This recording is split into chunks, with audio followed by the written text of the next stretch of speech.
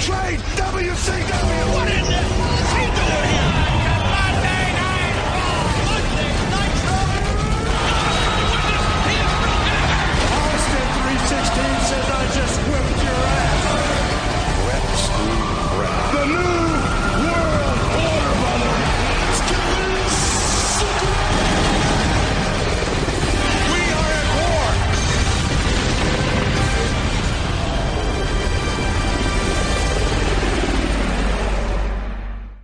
By a long shot, but it is so unpleasant to sit through. It's bad. It's a bad show. WCW Monday Nitro, August 7th of the year 2000. And when we say bad show, it's not so good as bad. It's not fun to laugh at. I can't strongly enough recommend not watching the show. There's nothing good about it. So the show opens, and on the iPad, like right when the show starts, this little box comes up, and it says, skip open. And I'm like, hell yeah! And I go to touch it, but it's gone by the time my finger gets to it. I'm like, fuck. Well, I can scroll. And then the fucking ball won't move. And I'm like, Jesus Christ, can you make Nitro any more infuriating? So the opening segment is earlier today, Scott Steiner arrives at the building. He pulls up in his big-ass truck, and he jumps out, and he's already got his big lead pipe. And he turns to the cameraman and says, get that camera off me. And the world's dumbest cameraman keeps shooting him, and so Steiner murders him. Well, I'll teach that guy. Kevin Nash arrives. Bill Goldberg arrives, confirms Nash is there. The Young Dragons versus Vampiro and Great Muta and the Demon. Yeah. So, the Dragons do some flips and dives early, and then they get cut off, and then Vampiro and his crew destroy them.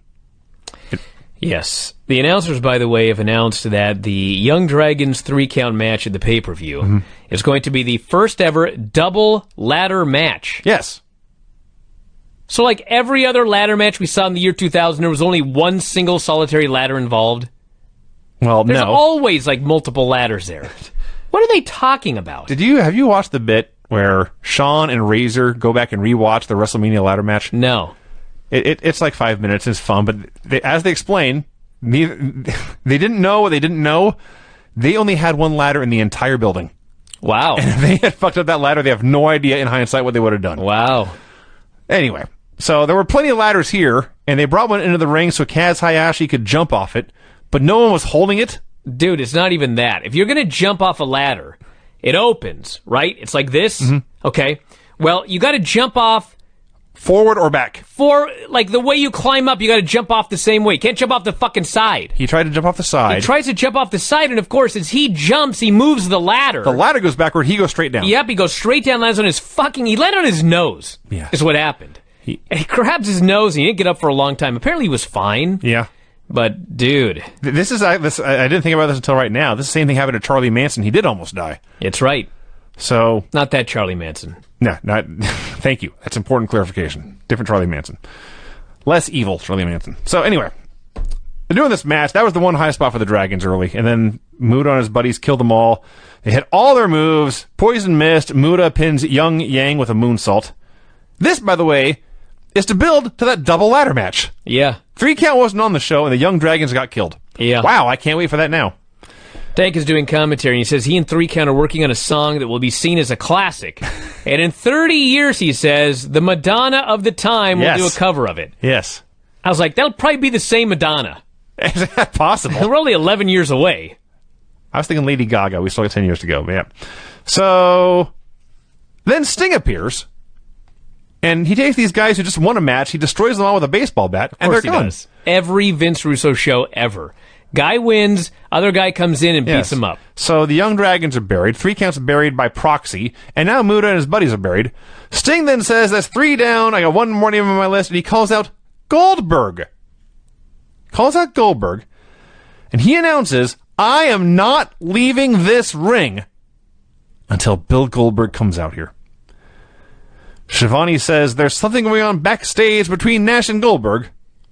And we go to commercial. When we come back, there's a skirmish backstage. It's Nash, Steiner, and Goldberg, and there's geeks holding all of them back.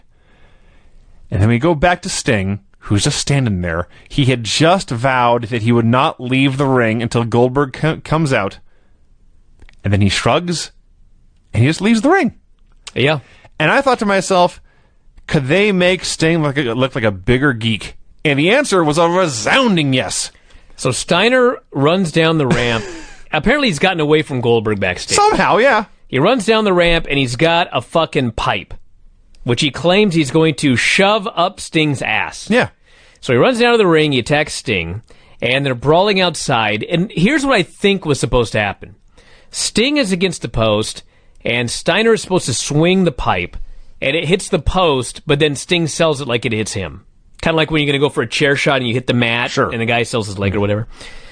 So he swings, and Sting gets the fuck out of the way. Steiner hits the post, and Sting then sells it anyway.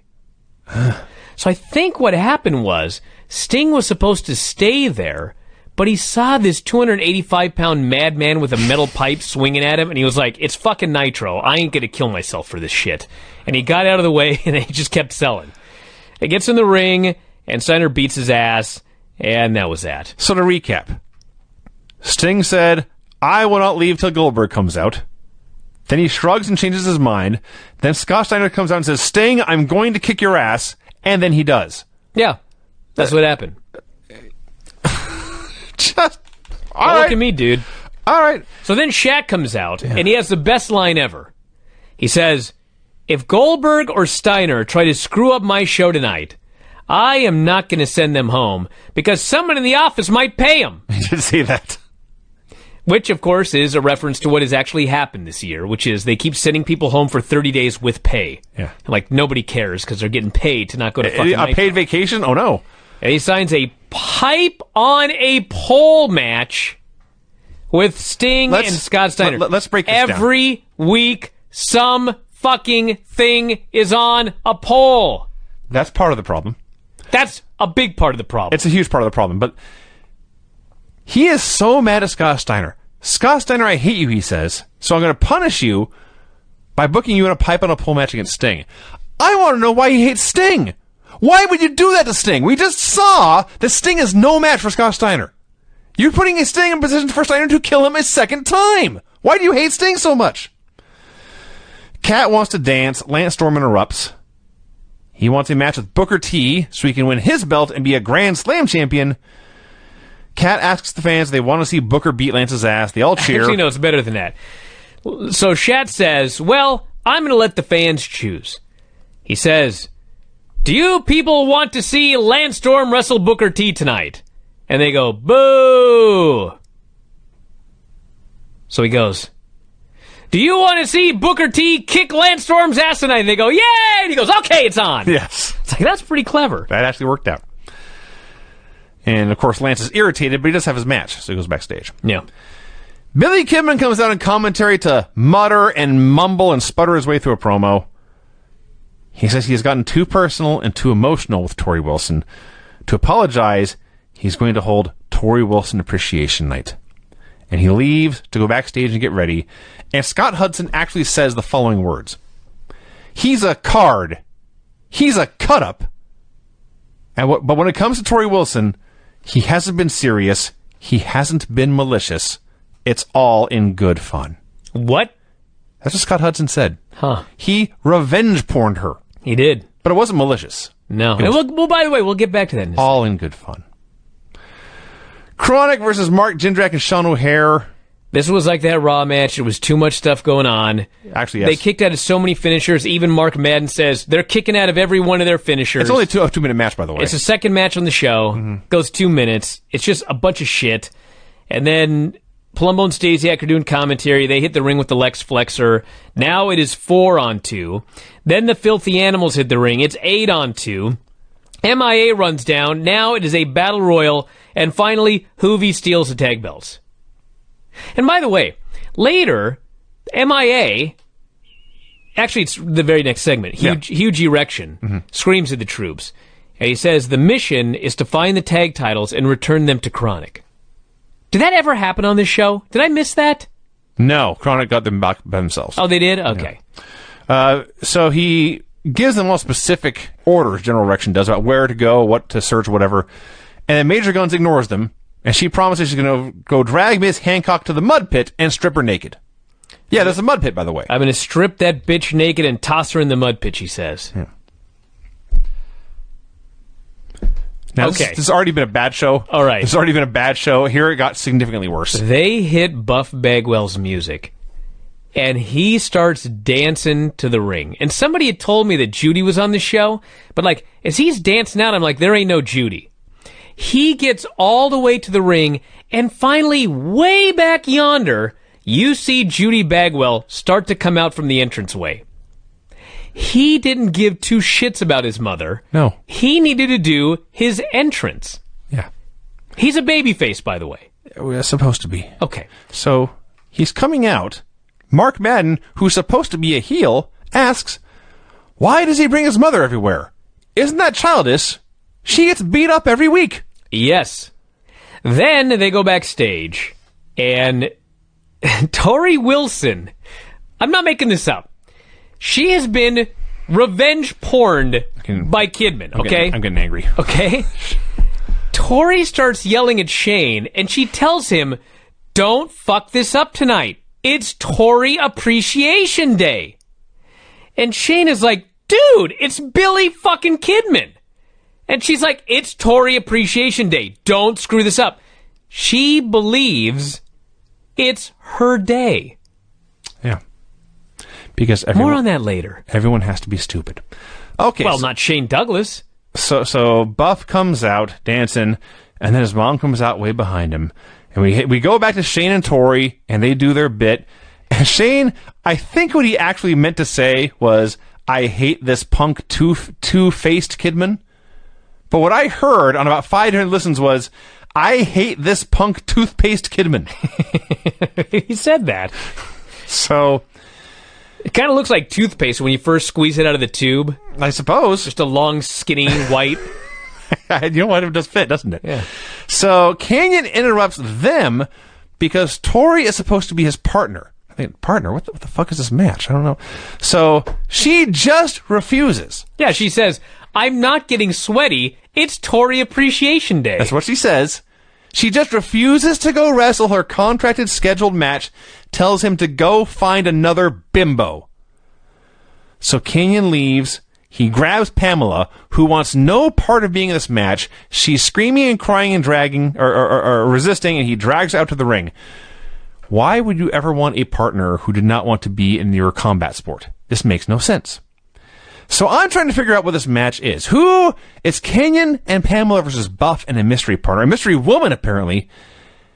And the bell rings. The match begins. As God is my witness, this is the match. Canyon and Pamela versus Buff Bagwell and his mother, Judy. In a neck brace. The bell rings. Buff's partner is a middle-aged, unathletic woman in a neck brace. Yes. Canyon's partner is a backstage interviewer.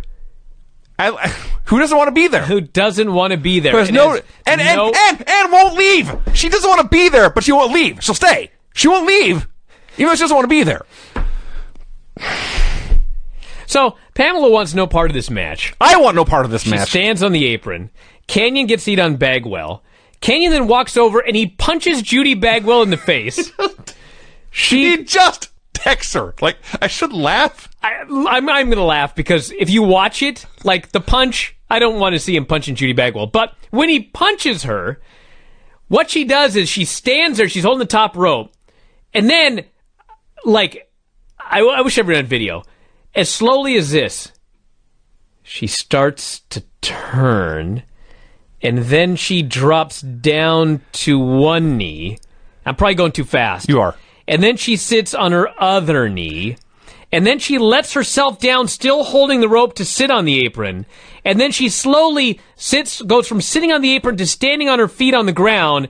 And then she slowly crumbles into a heap. It was like... It went half as fast as I just explained it right there. It was like they made a Judy Bagwell ice statue and then let it melt at room temperature in real time. Yes. It just took forever for her to get down to the floor. Pamela slaps Canyon, and who should start running down? Canyon had to drag her to be into the match. Oh, yes. Then he goes to tag her. She slaps him. Now, even though she didn't want to be there in the first place, he drags her into the ring to do some terrible act, and she needs a hero. Her hero running down the aisle in one of those shitty gimmick neck braces. What a geek. Is mean fucking Gene Okerlund, who, by the way, not even 19 years ago, this guy could not run. No. But he runs, and he gets in the ring, and he kicks Canyon in the balls, and the place goes crazy, and Bagwell's up top, and he hits the blockbuster for the pin. Keep in mind, I just want to add that his mother got hit. His mother, with a bad neck, got punched in the face. She dies. Right. And he's got to get to the top rope for his move. That's number one. Mm-hmm. Once he gets his move and gets the pin, he can do his dance. Then he's got to go check on his mother. You're forgetting something. After failing to protect his mother, after failing to save Pamela Paulshock, after needing both these women to be rescued by an old man in a neck brace, Buff goes to the top rope, and he's got to call for his move. Oh, yeah. Pump that fist, baby. This is the worst baby face in the world. This is the worst segment on Nitro in forever. He hits a neck break, the blockbuster. He gets the pin. He poses for the camera, and then goes to tend to his mother. One of the stupidest segments I've ever seen in my life. Should I do this Vince Russo thing? Yes. Okay. Yes, you should. So they promised us that they had promised an interview with Vince Russo on Thunder, but they did not deliver. So they're going to try it again tonight. I presume this was a shoot because in the interview he admitted that he said a lot about Hulk Hogan and Bash at the Beach, and they had to get rid of it, and he had to do it over again. And any questions he could not answer, he had to talk to his lawyer. Because, as I talked about, this turned into a legitimate real-life lawsuit, and he couldn't say anything without risking legal ramifications. So this is the redo. Before they go to it, every single one of these announcers has to kiss his ass.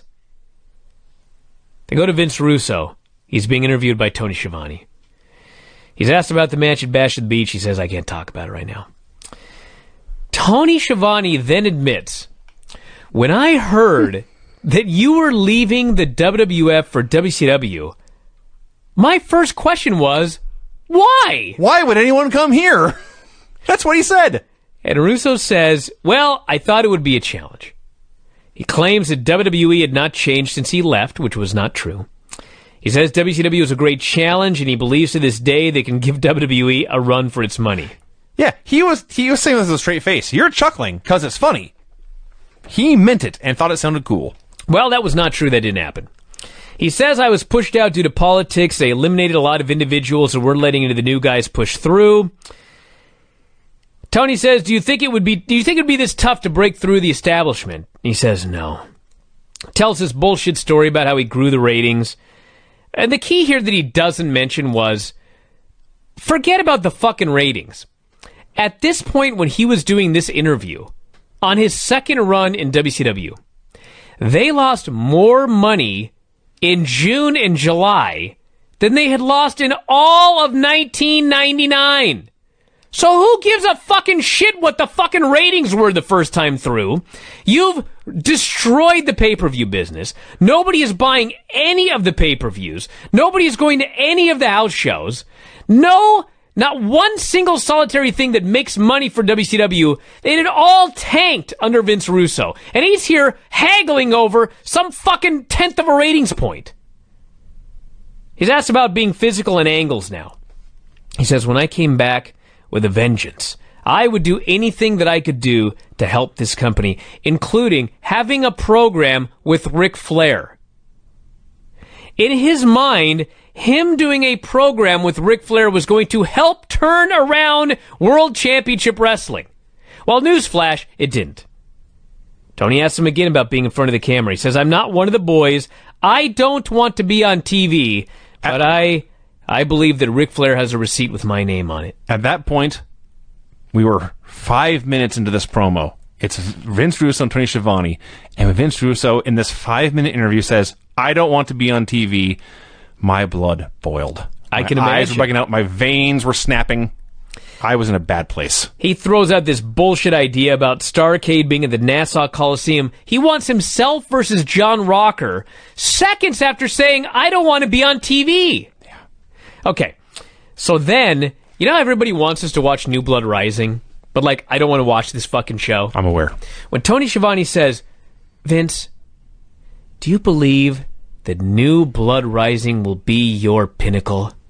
God. And Vince Russo says... I was too angry to hear that. He says, yes, I believe it will. I was like, we must watch this fucking show. He himself said that New Blood Rising is going to be his pinnacle. Interesting. Then he says, I don't even care about the ratings. I'm like, fuck you, that's all you ever fucking talk about is the fucking ratings. He claims there is no Russo anymore. It's not about me, it's about we. This from the guy who's about to make himself the fucking world heavyweight champion. He says there are 3 guys in the Nash-Goldberg-Sting match. When it's over, the finish, he says, is what will be best for WCW. We must watch New Blood Rising. God damn it. So... This was a load of horse shit. And there was so much shit. Here's the thing about all this. It was clear to me by the end of the show. I knew it going in, but it was very clear by the end of the show. It would be one thing. You know how we often say, right before we're about to tear someone apart, I'm sure he's a nice guy. I usually do. I didn't then. Vince Russo's not a good person. It's very clear, watching this program, Vince Russo is a fucked up individual. He's an asshole. He's terrible. And he's terrible at his job. So, amongst all his bullshit, including how he didn't want to be on TV 5 minutes into his interview, including how he upped the ratings and then got sent home where he was watching Sigmund and the Sea Monster with his kids. That's what he said. Sigmund and he doesn't watch wrestling. He watched Sigmund and the Sea Monster. Doesn't want to be on TV. He wants to fight John Rocker at Starrcade. Work or shoot, he says. Oh, yeah, I forgot about that part. Everything in this thing, work, shoot, work, shoot, work. And he promises to finish that match with what's best for business. $62 million, dude. Down the drain this year. I should have gone on a walk at this point. All the anger's coming back now. We go to Sting versus Scott Steiner in a pipe on a pole match. This is one of those matches where if you just get the pipe, you win. It's not like you got to use it. So I guess I think they changed the story on that a couple times. They do a screw job finish. The ref takes a bump in a fucking pole match, by the way. Yeah. Rick Steiner runs down, gets the pipe, tosses it to his brother. Ref wakes up, says Scott's the winner. As far as I can tell, nobody climbed the pole to get the pipe. No. I never saw anyone climb a pole to get a pipe, but Scott had a pipe who was declared It fell off the pole and Rick grabbed it. Okay. World Great. Championship Wrestling. Great. Let's see. We had the announcers during this match asking, what lengths will Russo go to ensure what happens is best for WCW? Fuck you. He's creative. Just fucking book it. Sting, as promised, got killed by Scott Steiner. Yeah. He's no match for Steiner. This is an unfair fight. The Athletic Commission never should have sanctioned this. He was not in the same league. And they're destroying Sting until Nash saves. They announced Sting and Nash versus Rick and Scott Steiner at the end of the show. Poor Sting. I can't He's gonna get beat up again. Mike Awesome shows up with a large lady named Heidi. He does commentary for Lance Storm versus Booker T for the world title. Finally, a great match on the show. There was good wrestling here. Oh, it's alarming that that Lance Storm and Booker T would be good wrestlers, but they were. They had good wrestling. Listen, I'm a big fan of Matt Riddle's matches. I think he's a great wrestler. But when this fucking guy says that Lance Storm had boring matches, I'm like, dude, did you ever watch Lance Storm wrestle? This was the opposite of a boring match. It was not a boring match. In fact, Dave wrote in The Observer, and he was absolutely right, this was the first time that Booker T looked like a world champion in the ring. Probably true. They had a fucking great match. The crowd's going crazy. Hog wild for this. Of course, meanwhile, we have to watch this fucking guy come down with ham sandwiches for the fat lady that's with Mike Awesome. So first they said it was donuts. Then they said it was ham sandwiches. It was actually Arby's roast beef sandwiches that nobody knew about because no one in WCW, no two people will be on the same page about anything. So the great wrestling world title match is interrupted by jokes about sandwiches. Lance gets the half crab. There are monstrous USA chants, and Booker gets the ropes. Lance is kicking out of everything. Missile dropkick, Harlem sidekick, nothing can put Lance down. Until finally, Book catches him with the bookend out of nowhere, gets the spin, the place explodes. This was great. It was awesome. And then what better way to spoil Booker's big moment in a great match than fucking Jeff Jarrett hits the ring. He attacks both guys, People are pelting the ring with garbage, just total go-away heat. And he brawls ringside, he hits Heidi with the guitar, Awesome chases him into the ring, and Booker hits the bookend. And I was like, well, what the fuck was the point of all that then? Yeah, I don't need to watch the pay-per-view now. Booker already beat him up. And it made sense because Jarrett was hitting Booker with a Canadian flag, and so when Lance saw this, he got angry. But was it necessary to have Lance and Jarrett brawling here too? Just to confuse the fans further and let them not know which side to be on? And then you'll never guess, we have a Jarrett promo, and he's mad. Slapnuts wants Mike Awesome tonight because he's the chosen one. Yeah. So the General Erection and Sergeant AWOL stood up. You go left, I'll go right. AWOL walks 10 seconds, accidentally goes into the women's locker room. They throw stuff at him. Was it that hard for a huge erection to be the guy to go into the locker room instead?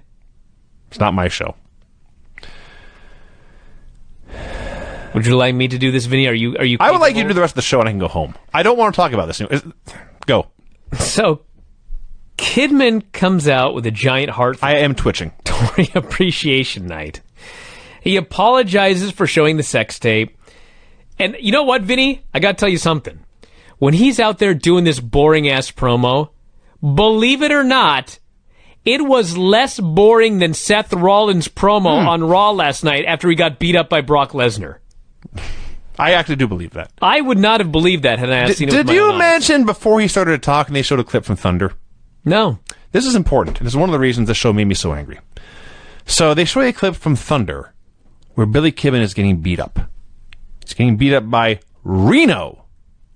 Reno, who we're told is the boyfriend of Siren, who's one of the Nitro girls who left the building with Billy Kidman last week after his Viagra overdose. So Reno, the boyfriend of Siren, attacks Kidman. And someone's got to chase Reno out of the ring. And so we see a WCW contracted wrestler hit the ring to chase Reno away. It's Shane Douglas. Shane Douglas made the save for Billy Kidman. Wow. Is this shit that hard? Yes, Vinny. Okay. So then, here on Nitro, Billy Kidman cuts a boring promo. And it's Tori Appreciation Night. Shane is outraged backstage, telling her not to listen to this bullshit, and she's telling him, dude, it's Tori Appreciation Night. So Kidman asks her to come out. She comes out. She can barely keep her pants on. Did you mention Billy Kidman is out there in a shirt that reads, "Shut up and wrestle"? I did not notice it. So much to hate. Like, every detail. They went out of their way to find every nook and cranny, visually, audio-wise, logically. Well, how can we make this suck? And they succeeded. So he wants her to remember all the fun times they shared. He saw her baby pictures. He saw a side of her that nobody else saw until tonight, he says. I've got a new video. It's not a sex tape. It's from your Sweet 16. And the video is allegedly of Tori's 16th birthday party, where she is a very heavy girl eating fistfuls of cake. Mm-hmm.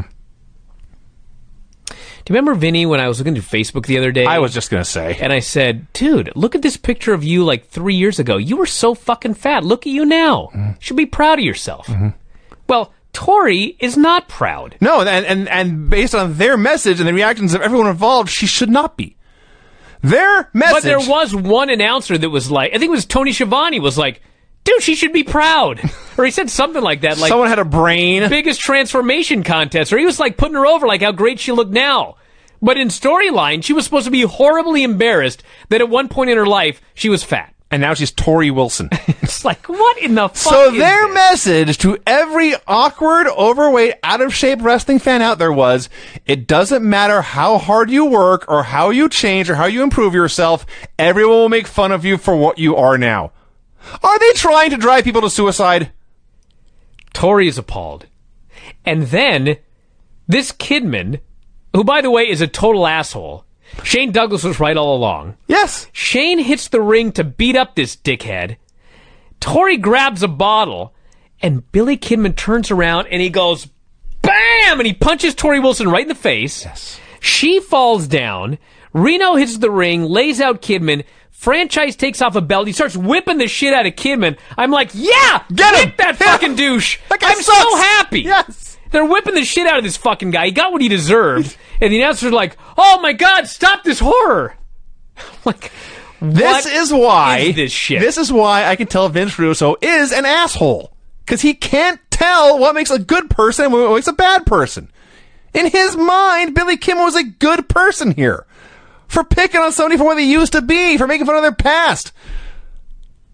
What a piece of shit. He was a shithead. And he got what he deserved. And it's another irony. Seth Rollins got what he deserved last night. 19 years later. I made 2 comparisons between that same segment. The Filthy Animals are brawling with Misfits in action backstage. Major Guns drags... Okay, Tigress, I think she's Ray's girlfriend in storyline, but yes. she's the woman who hangs with the Filthy Animals and goes and fucks the cat when they want her to. Major Guns drags Tigress away, and the Filthy Animals don't even notice. They're busy brawling with 15 other fucking guys They back there. just go to leave. They open the door. Chronic is standing there with sledgehammers. They destroy a car with sledgehammers because this company's got money to burn. They chokeslam Disco onto the car, and they take their belts back. Major Guns then drags Tigress out to the mud pit, throws her into the mud, jumps into the mud herself. In the process, she nearly tears her groin and both ACLs. She throws Tigress in the ring, and she gets up on the edge of the pool, and she puts her arms in the air like she's going to do a Jimmy Snuka dive, and she leaps, and I think she's going to do like a high cross or something, but she just leaps and lands on her feet in the mud. But it's in the mud, so she has no traction, so her feet then go opposite She almost directions. splits. Yeah, but she tore everything on her almost. So for no reason, then Miss Hancock comes out, and they all fight in the mud, and even though they're all covered in mud, somehow Major Guns is the one who's embarrassed. This is horrible. And this is to lead to another mud match at the pay-per-view. Yeah. So to recap, I think at this point someone told me there had been 4 instances already in the show of a man hitting or laying his hands on a woman. Now we have women fighting in mud. And there's more to come. Jeff Jarrett versus Mike Awesome. So Lance is out there trying to help Awesome, or trying to help Jarrett win. So he takes the ref, and Jarrett reaches down, and Mike Awesome has a gold chain in his neck, around his neck. Jewelry. He's just wearing jewelry. And Jeff Jarrett yanks off the chain and wraps it around his fist and punches him. And they say, that's the equivalent of brass knuckles around his fist. You ever worn a gold chain? I don't think it's the equivalent. You ever felt one in your hand? You ever seen one? Yeah. They're not the equivalent of brass knuckles. So Awesome kicks out, because every Jarrett match has to have 15 weapon shots, and everyone kicks out of it. Finally, there's a table set up. Awesome knocks Lance through it, and Jarrett pins Awesome with a stroke. Sweet. Slap nuts. Pamela interviews Kwee Wee, who calls her a prostitute. Kwee Wee has a wife now. Her name is Papaya. That's what he said. I swear to God. Married? I swear to God. He called her his wife. And then, because she's a woman, he told her to shut up. This fucking show. Does anything good ever happen to any woman on the show even once? No. What a stupid question. It's rhetorical. The Steiner brothers versus Sting and Kevin Nash, one of the few highlights in the show. Rick comes out. Rick grabs the mic and he declares, "We are out here to promote violence." Great. I just loved that there was a totally skinny guy who apparently had gigantic balls standing there in the front row, not only yelling over the barricade and challenging Scott Steiner, but he starts flexing his tiny muscles His in pipe Scott cleaner Steiner's arms. I was like, fuck, this guy's got balls. I actually think the flexing his skinny arms may have saved him. Because Steiner just laughed. Scott was probably going to kill him until he started to laugh. That's my theory. So the crowd's somehow not dead yet, and Nash gets the hot tag, and Priest is going crazy. Rick gets powerbombed on the announce desk, which does not break. Somehow he's bleeding everywhere. And then Sting, for the 3rd time on the show, is the biggest geek in the world as Scott Steiner beats him up again and puts him in the recliner. Goldberg hits the ring. He lays out Steiner. He's standing... Dude, he hits the ring and he, hits one punch. Steiner falls down. I don't even know anymore. And then Sting covers and pins Steiner. That happened. From one punch? From one Goldberg punch. Why the fuck would we care about Steiner versus Goldberg after that? Did you mention how after Steiner hit the ring and punched Steiner, the ref counted 3, even though Goldberg's standing right there? It doesn't matter. Who cares? So, Everyone keeps brawling. And for the 4th time on the show, Sting is the biggest geek in the world. He gets punked out and killed. And they brawl, and the show ends. They have a very, very split-second moment where Goldberg and Nash are having a stare down because they think that that's the match we care about more than anything else in WCW. I couldn't care less about that fucking match. But they show it, show goes off the air. I still can't say it's the worst ever, but as I recap that, that's fucking high in the running. It's got to be a top 5. I'm going to try to explain this. As a wrestling show, irredeemable, unlikable, unpleasant, completely worthless, devoid of any value whatsoever. Sure. But I'm not sure, in fact, I'm quite certain they're not making a wrestling show. I don't know what they're making, but it's not a wrestling show. Sports entertainment, whatever the fuck that is. It's not, no, because that is not entertaining. Hey, there is a sports entertainment nowadays. Well, fair enough. But all I know is, for whatever they were trying to do, like a snuff film or whatever, maybe it was a good version of that. I don't know. Say a thumbs down. Strong recommend to avoid. Yeah. These last 3 weeks of shows. Bad. Oh my God. Wretched. So much worse than anyone actually remembers. Wretched. Watch them and then listen to that Vince Russo interview. Oh! You ready? Let's get this over with. The finishes on the show were pin in a trios match after a ladder and poison mist were used, DQ due to interference, victory in a pipe on a pole match when nobody climbed the pole to grab a pipe, clean pin while a plate of roast beef sandwiches were referred to as donuts and ham sandwiches and then delivered to a woman during commentary, pin after distraction and chains and table spots, and pin after interference with the interferer standing right there. Hell of a show. Man, oh man. Fuck. Then I almost want to do Nitro first because I'm so furious. I just watched it. Fuck it. Let's do it. We're starting with Nitro. Okay. Get this shit out of the way. WCW Monday Nitro, August 14th of the year 2000. I got nothing I got to say, by the way, which we've never mentioned this before. Let's get it out of the I don't way. like to repeat my shit. This is new. Okay. So we always talk about how, like, we watch these shows and we have no idea what's going on, okay? One of the many reasons that this company died this year is this was the show after New Blood Rising, okay? Now, this happens all the time, but it really hit me here. They open up this show, and they don't tell you a fucking thing that happened on this pay-per-view. And then they just do the show. Right. And you watch it, and you have no fucking idea what's going on. Now, if this were, for example, UFC in 2010, and, like, they're doing millions of pay-per-view buys or something like that, 1 million pay-per-view buys, whatever, I mean, then you could think, well, at least a vast majority or at least a strong portion of the audience actually does know what's happening. Do you know how few people were buying these pay-per-views? Couple of dozen. A fucking drop in the ocean watched these pay-per-views as compared to how many people were watching Nitro. Nobody knew what was going on when this show started. Nobody. Because nobody watched that goddamn pay-per-view.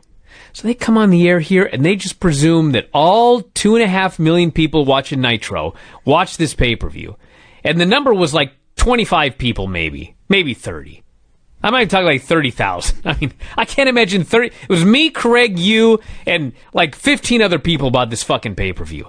Nobody watched this show. Nobody knows what's going on. And they just fucking barrel on through with the presumption that you know what's happening. How can you be a fan of this? It's impossible. They had so few fans, none of their fans were willing to pay a dime for their product. That's fair. You know what I'm saying? None of them were willing to pay a dime. And the people that were willing to watch for free, they don't even know what's fucking going on. Because nobody tells them what's fucking going on. A wretched show. The funny thing about this show is it opened up with Vince Russo, who, I wasn't here last week, but 2 weeks ago... He wasn't here last week either. No, me. No, Me he personally. wasn't here. Right. But We're right where you are, Craig. Hold on. 2 weeks ago, he had a sit-down interview, and he kept saying over and over and over again, I don't want to be on TV. He's a fucking liar. I thought that was abundantly clear. He said a bunch of shit. It was all lies. And here he is opening up Nitro. This fucking guy, whatever, you weren't here last week, whatever questions you have, I fucking have. And I was here last week. I don't know what's going on. I actually watched this show even though I wasn't here. Why would you do this? Jesus Because Christ. I thought I was going to be here. I forgot what happened. All right. Yeah, I told him at the last minute he didn't have to come. Yes. I see. So, yes, Vince Russo, who does not want to be on TV, is on TV. Right. He's in the ring with Tank Abbott. He's using a lot of potty mouth. A piece of shit, Bill Goldberg. This piece of shit, Bill Goldberg. Yeah, what did Bill Goldberg do? We don't even fucking know. No idea. Apparently he walked out last night or something. I went to this show. I went to New Blood Rising in Vancouver, and I don't remember what it was. Should we spoil it, or should we wait for Thursday in the review? Well, there was a match, and Goldberg walked out, and the match, they had to call it on the fly. Improvise a They had finish. to improvise a finish. This is what the fucking announcers told us. They've got to improvise a finish because Goldberg wouldn't cooperate, because he was a crybaby, because he didn't want to lose. Yeah. Are you fucking kidding me? That is the story. I'm not fucking kidding you. That's what happened. So they worked to shoot. They worked to work. They worked a work. Yes. That's what they They did. worked to work. That's exactly what they did. Wow. $62 million down the fucking tubes this year. Wow. So Russo says, I'm going to make an example out of Goldberg. I came to fire him on national TV. Chant for him, assholes, because you're Canadian, he says. Brad Siegel. Who? Who the fuck is Brad Siegel? Like, I know who Brad Siegel is. Did anyone else watching this fucking show know who fucking Brad fucking Siegel is? Guessing he's a higher up in... No, he works at the fucking aquarium. Who fucking knows who Brad Siegel The is? lead singer of Flock of Seagulls? Jesus Christ. He won't let him fire Goldberg. You can't fire Goldberg. The fans love him. So, he's Like a they babyface. are. He's a fucking heel the last time I saw him. Apparently, Goldberg is a babyface now because the fans love him. I see.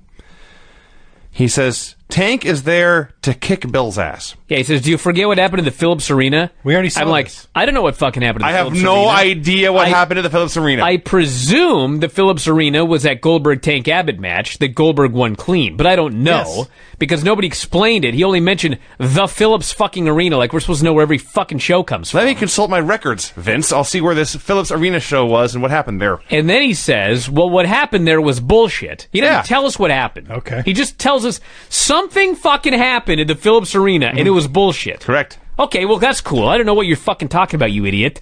And then he says, Goldberg, come out here, you and Tank can call it in the ring. He doesn't even know what a fucking shoot is. A shoot isn't calling it in the fucking ring. Calling in the fucking ring is what two workers do. But he's telling us it's going to be a fucking shoot because he's a goddamn idiot. He said, Bill Goldberg actually believes if this were real, he could kick everyone's ass. Yeah. He told you, the viewer, Yep. you were watching a fake wrestling show. This show is fake, and this guy that you like, Goldberg, is also fake. And if it were real, he wouldn't be winning. But keep watching, This is fans. the opening segment for a 2-hour professional wrestling show. Yes. Okay. The announcers are like, get us out of here. What do you want us to say about this shit? Russo's the one who calls for a break, by the way. By the way, this is the show where Mark Madden has jumped the shark. We'll get to him later. I'm done with him. So they go back after commercial, and Russo goes over to the announcers because the cameras focus on the They're announcers. flummoxed, the announcers Yeah. are. And Russo goes over there and he grabs a headset. He starts screaming at Keith Mitchell to show the fight, you hick, show the fight. Russo's fucked up story that he created is that Tank and Goldberg are having a real fight, but Keith Mitchell won't show it. Okay? That's the idea. That's his idea. So then he tells Keith Mitchell the hick, the same Keith Mitchell, by the way, that's, I believe, working for AEW now. But anyway, he tells this guy to show the fight.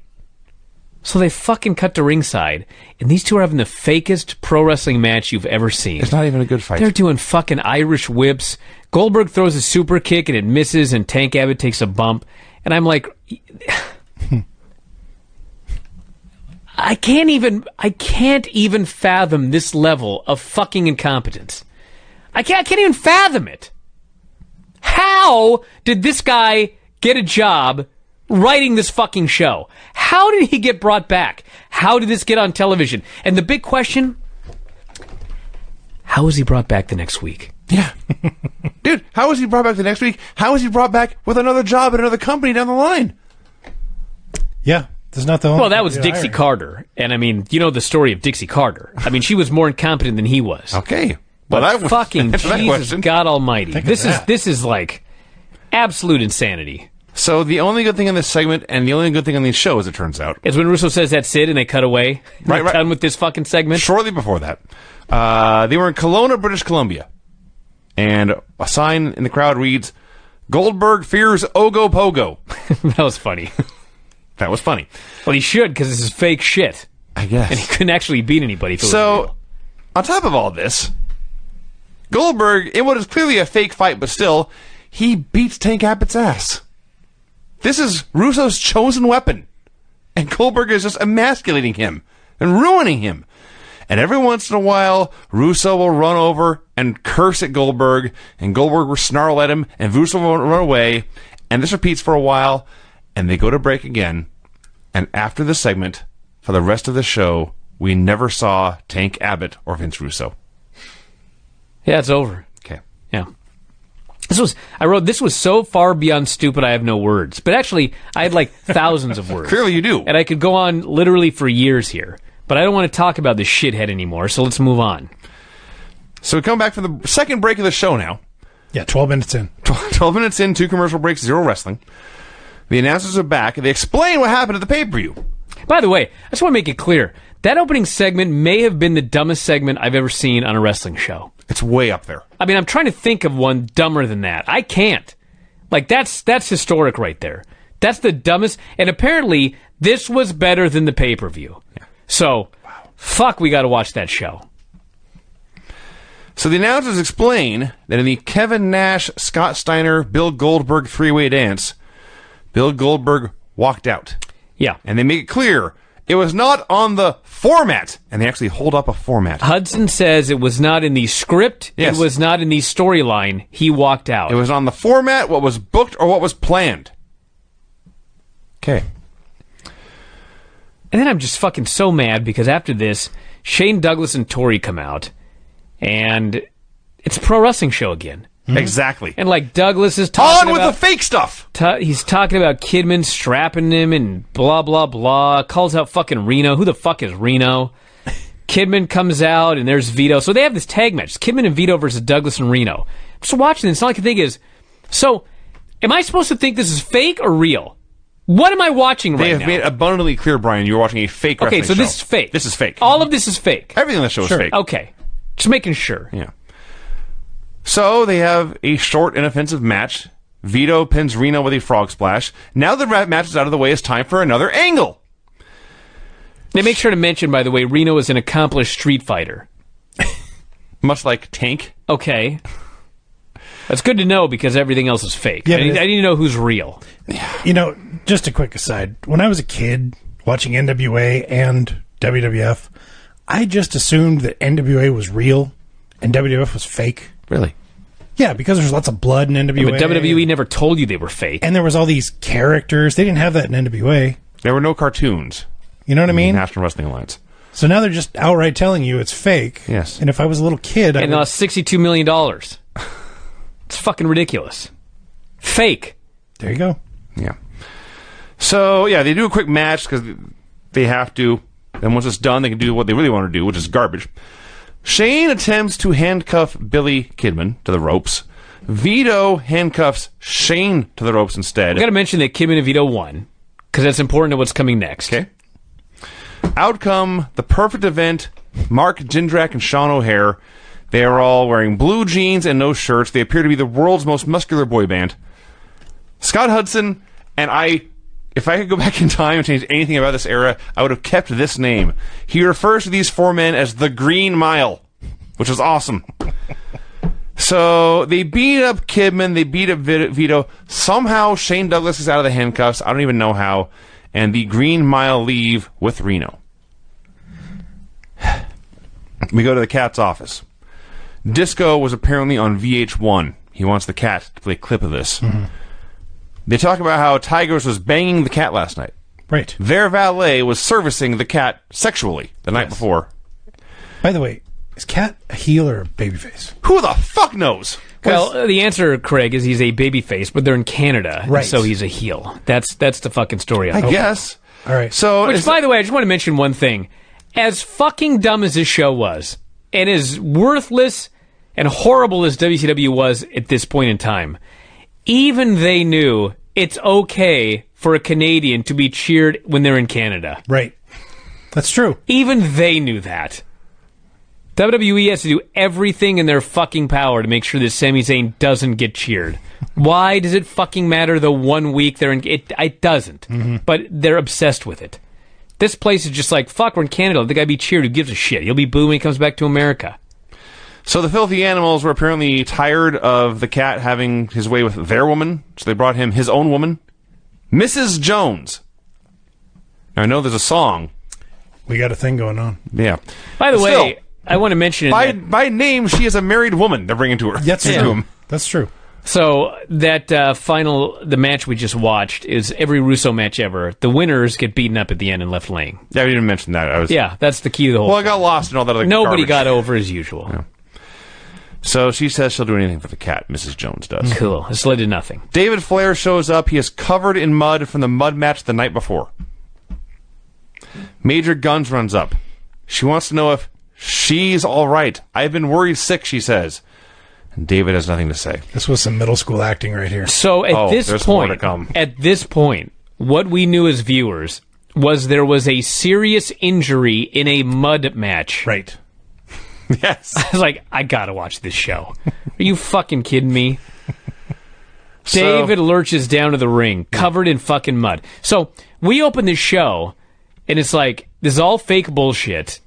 Like, here's David walking covered in mud. Yeah. Yeah, that's not fake. No, it was real mud as we saw later. It started to fly off. It really was.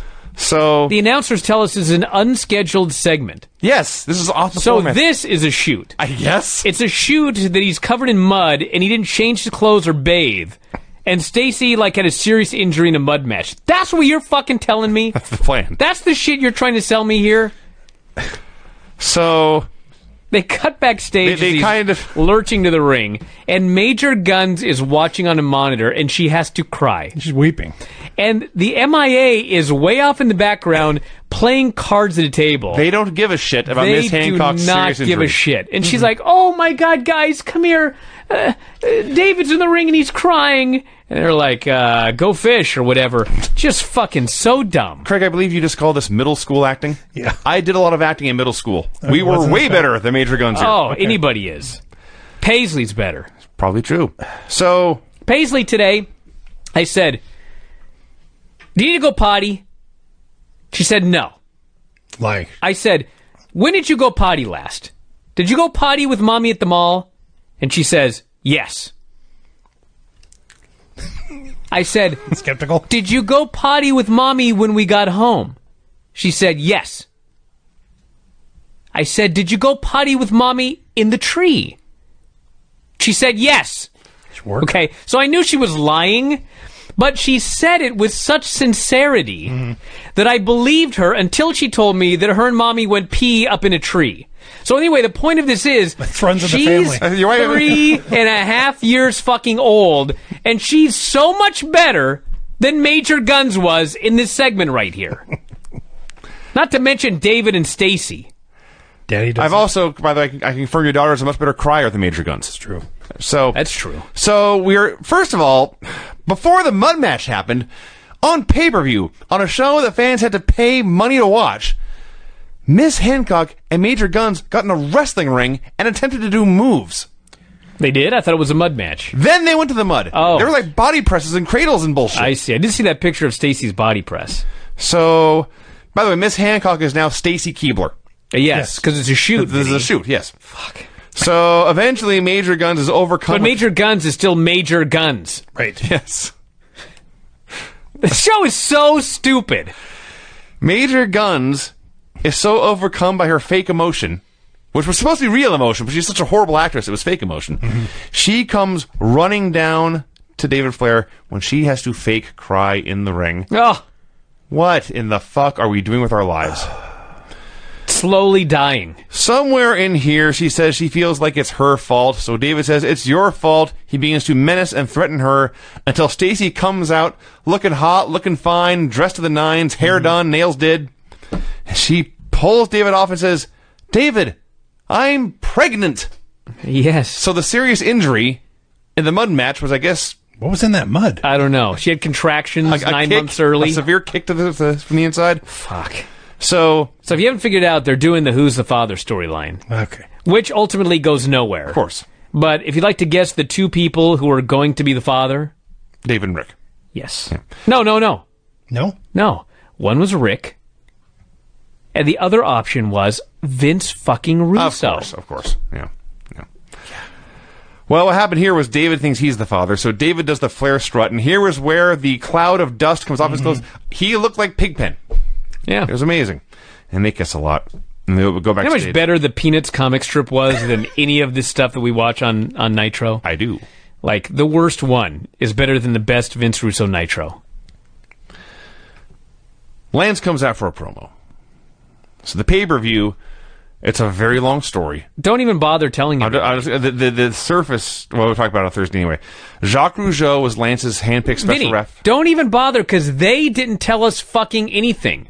So why should you alert the listeners? They told us this. Okay, you can tell us only what they told us. Yeah, that's where I got at it. All right. Jacques Rougeau was Lance's handpicked special ref, and every time Mike Awesome thought he'd won, Jacques found a new way to restart the match. Okay.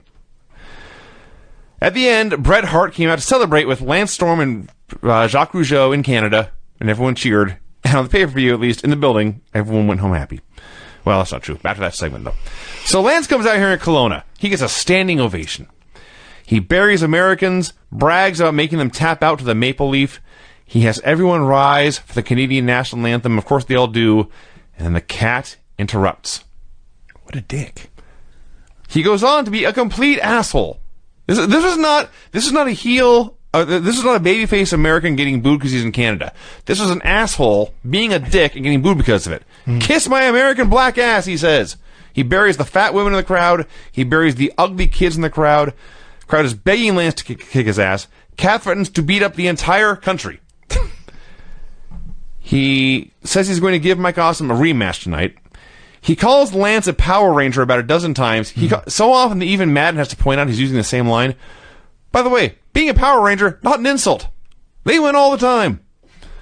And then Cat makes himself the special guest referee. So it's Mike Awesome versus Lance Storm with Cat as special ref. They do some stuff. Jacques comes out. He attacks the Cat. Huge pop. I prefer to say the Mountie hit the ring, followed by PCO. That is exactly happened. Yep. For a brief time here, and apparently Lance says this is the only segment they were ever together, we had the best Canadian trio ever of the Mountie, PCO, and Lance Storm. Yeah. Are you fucking kidding me? Yeah. That is a perfect unit. That's King of Trios right there. Oh my God. I would buy a ticket and fly across the country to see Lance Storm, PCO, and the Mountie in King of Trios. So, Elix comes out. He's the other Canadian. Elix Skipper is a Canadian now. Yeah. And his Nitro debut, Elix Skipper. So there's a bunch of bullshit. Eventually, Lance, as I wrote here, Lance is somehow declared the winner.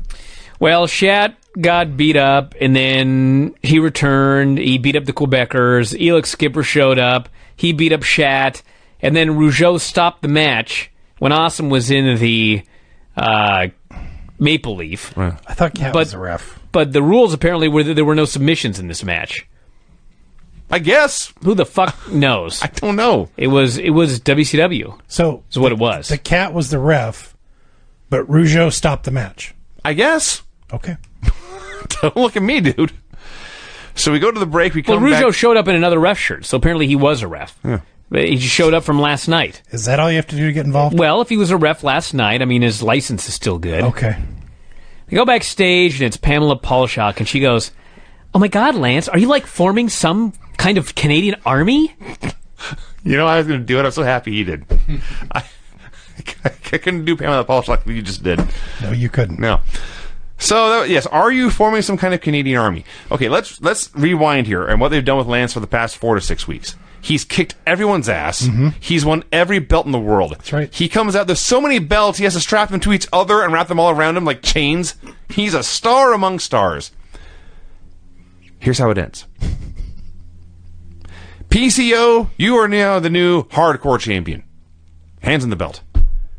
Elix Skipper, You are the new 100 kilogram and under champion.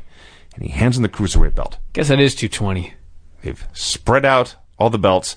So I'm thinking, well, that's dumb. They've made Lance less of a star for no reason, but hey, they brought in some new names, and they're trying to get those new names over as important people on their first night. Okay, I thought that seems like a sound idea. And Lance didn't have to job, not even one time. Didn't have to job. The Cat comes in. He says they will have to defend their new belts tonight. Who's they? Lance didn't. Apparently it was just PCO and Elix. They're the new guys, yeah. Whoop-de-doo. So, okay. Bear with me, all right? Okay. Booker T was shown winning the title of the pay-per-view. He beat Jarrett. He's still the champion. Okay. Fine. I'm with you. By the way, the show's almost an hour old. This is the first time anyone's mentioned that. Then Booker comes out. And Jarrett comes out. And I don't know what's going on. Are they going to fight? They're dressed to wrestle, but they just wrestled last night.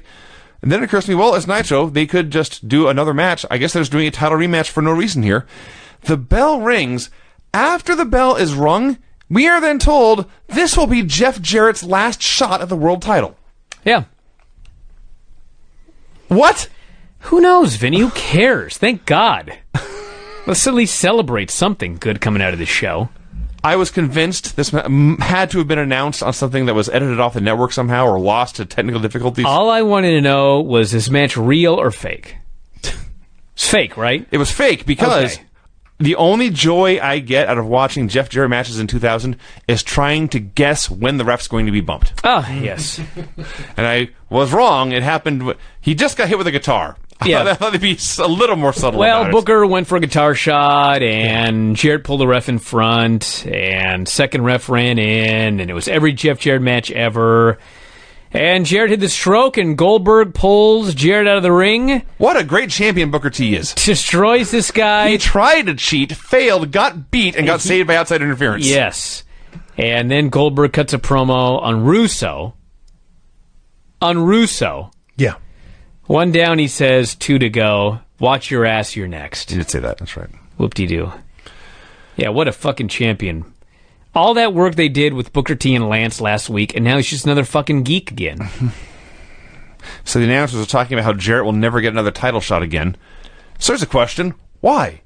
If he's the chosen one, why can't they choose to give him another shot? I don't know, especially since Russo's back. I find it hard to believe that this is the last time he's Well, getting I suspect they'll find a way around that.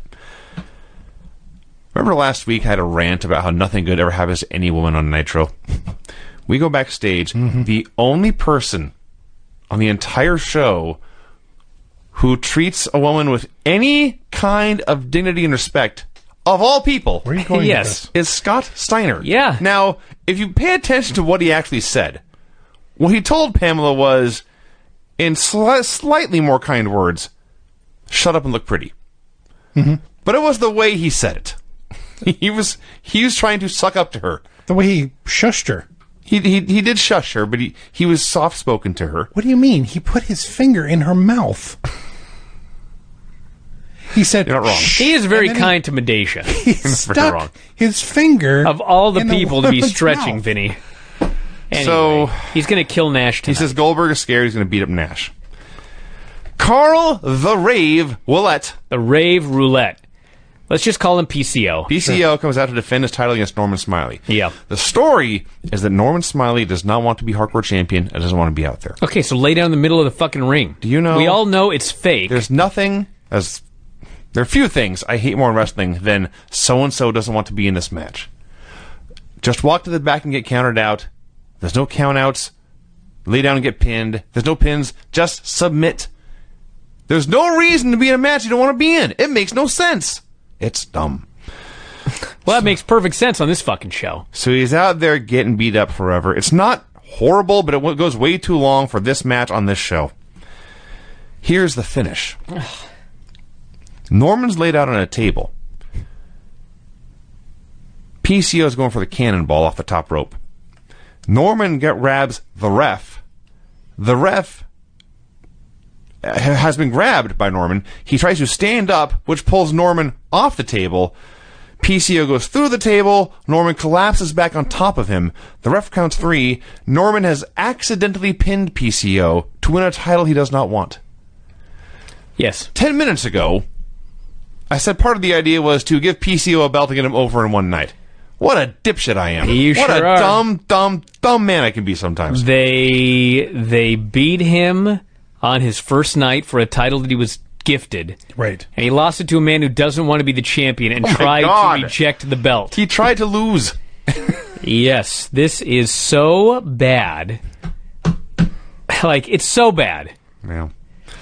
The cat says something we can't hear. Norman does a promo. We can't hear him either. I didn't catch that. Kiwi got an idea from Cat's, whatever Cat said. Nash does a promo. Oh, my God. Pamela clumsily asks him about the match with Steiner tonight. Nash wants to know if Russo's being drug tested. Why would I win a number one contenders match on Sunday and then have to defend that on Monday, he says. It's fair. Well, he says, I was told that Steiner deserves a second chance. Well, there's another guy who deserves... He starts talking about fucking Scott Hall. I have so turned on Scott Hall.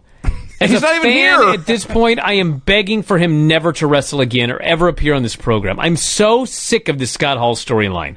He goes on and on about fucking Scott Hall and then says, until Hall gets a second chance, Steiner's not getting a second chance. I'm only working tonight if I face Booker T. He walks off. It's like, wow. Russo's got some power. Like, it's fake, but, you know, these guys aren't doing what he says. Nash going against the script This right is the story. Yeah. But Booker, who just had a fake match, apparently may come out and have a real fake match with Nash. Because Nash won't have a fake match. Fuck if I know. I'm so lost. We're trying so hard. Jesus Christ, this show's stupid. The Filthy Animals come out for a promo. This started so bad. It started so bad. The Filthy Animals come out, then Chronic comes out to do commentary, then they're attacked by the Heresy. You're skipping over some of the shit. There's fucking so much shit going on. I'm so lost. And all of a sudden, Vamp and Muda are facing Ray and Hoovy in the ring. And I'm like, what in the fuck is happening? Can we just not have some wrestling matches here? Real or fake? What did I miss? What stupidity did I miss?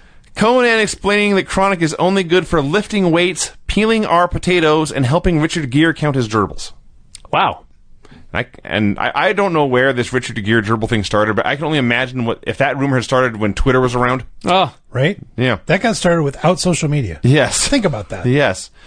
So, yes, the Harris brothers and Chronic brawl at the announce desk, and that's going on. They cut back to the ring, which, by the way, this match that's been going on has not been on TV. It's for the World Tag Team Championships. Vinny, did you listen to Lance on the show a couple weeks ago? He talked about Conan talking about when something doesn't make sense, Conan would refer to it as Mexican tragedy. Sure. Twice. Yeah. In this segment, he mentioned it. Many times. So, it suddenly occurred to me, I'm watching Rey Mysterio Jr. versus Great Muta on this show. Yeah. What a complete waste. So they try to do an American tag match, 3 luchadors and a Japanese guy. Wasn't bad, but it was weird. Poison Mist, not a DQ. Lights go out, there's lightning, thunder, Sting's music. Sting is in the ring, hitting Vampiro and the Great Muta with a baseball bat. Not a DQ. Lights go all the way out, then the lights come back up. Hoovy is on top, the Filthy Animals win, they are your new tag team champions. Whoop-de-doo. The match was actually good. It was just so hard to concentrate on the match because of all of the bullshit that happened at the beginning. And then, so, like, Sting runs out with his bat, and he runs wild on Vamp and Muta, and we had the finish.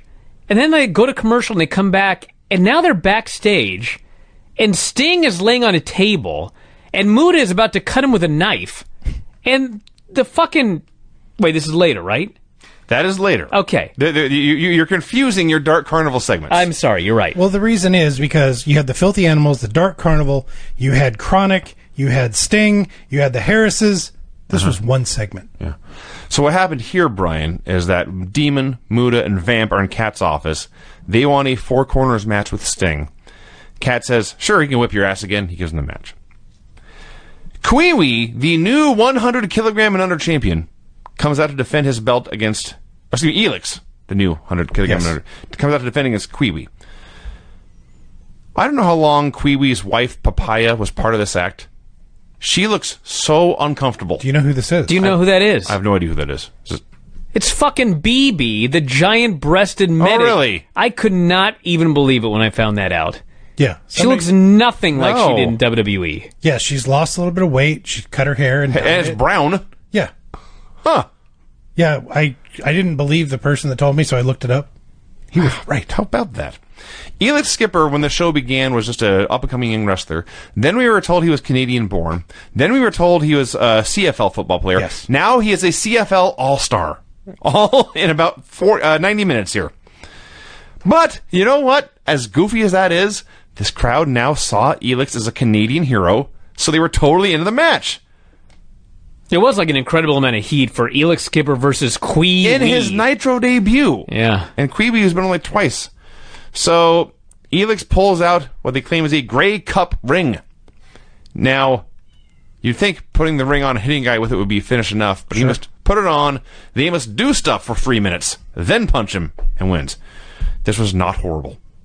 And then Queeby lays out the ref because why not? Sting goes for a walk, and as Sting is like doing the towards the camera walk, Goldberg is in the background just meandering. Like he's looking for something to do. We get the Four Corners match. Okay. It's Sting versus the Demon versus Vampiro versus Muda. Okay? Yeah. So you see that, and it's like, okay, well, it's a 3-on-1 match. But no, Vampiro bullies the Demon on every show. Yeah. So in this match, since it's a Four Corners match, he starts beating the shit out of the Demon. Okay. So he's beating the shit out of the Demon, blah, blah, blah. And then finally, the Demon has had enough of being bullied, and he gets a fucking stick, and he turns on Vampiro and Muda. To which Mark Madden, he's flummoxed. Why would the Demon do that? I'm like, the one fucking storyline on this whole goddamn show that makes sense, and you're fucking flummoxed like it's a swerve? Are you kidding me? So, Sting wins, and Sting and the Demon, like, shake hands or whatever. You know, they won, right? Well, Is that where this ended? Sting had Muda and the Scorpion. Yes. Demon is beating up Vamp with the cane. Yes. The bell rings. Okay. So I thought Demon was DQ'd for using a stick. I think it was a... Then we were told Muda had submitted. Yes. Okay. Okay. But, like, they left standing tall, right? Sting and Demon did, yes. Okay. So, am I wrong, or do we not go to commercial and come back, and Sting is laid out on a slab backstage, Yeah. and Muda has a dagger? Yeah. I'm not making this up. And he's going to cut Sting, and the Demon shows up and makes a save with a bat. Mm-hmm. Yeah. There's another detail. Okay, please. There is, as this stabbing is being attempted backstage on a slab. Where Sting is Hold laid on, out- stop. Forget that. They were together in the ring celebrating. Yeah. They went to commercial, and Sting was laying on a slab about to be murdered. He was. Okay, so what show did I miss where whatever happened in that commercial break? They went to commercial. What in the fuck? Why was he backstage on a slab? Why was there a guy in the corner of the room taking a nap? What He's in sitting the in a fuck? chair with his arms closed. There's some guy. Just What happened here? Like, was there a backstage segment they forgot to air? I don't know. They literally, I just was like, what? I was hoping I missed something and like you could explain it to me. Nope. Okay. You got it all. You did miss one thing. It has nothing to do with anything we just talked about. But during this segment, it was announced to get you, the viewer, to tune into Thunder. You will be able to watch Mark Madden wrestle Gene Okerlund. Mm-hmm. Oh my God. For the love of Pamela Paulshock. I believe, as I recall, Pamela does have quite an entrance in that match. Jesus God Almighty. So Nash comes out. He's got a random mysterious package with him. And he starts talking about Scott Hall. Oh, Now, I was like, go away and never come back. see, I going down the same path, my thought was Scott Hall needs to never come back for his own sake. He has never been more over than by not being on the show.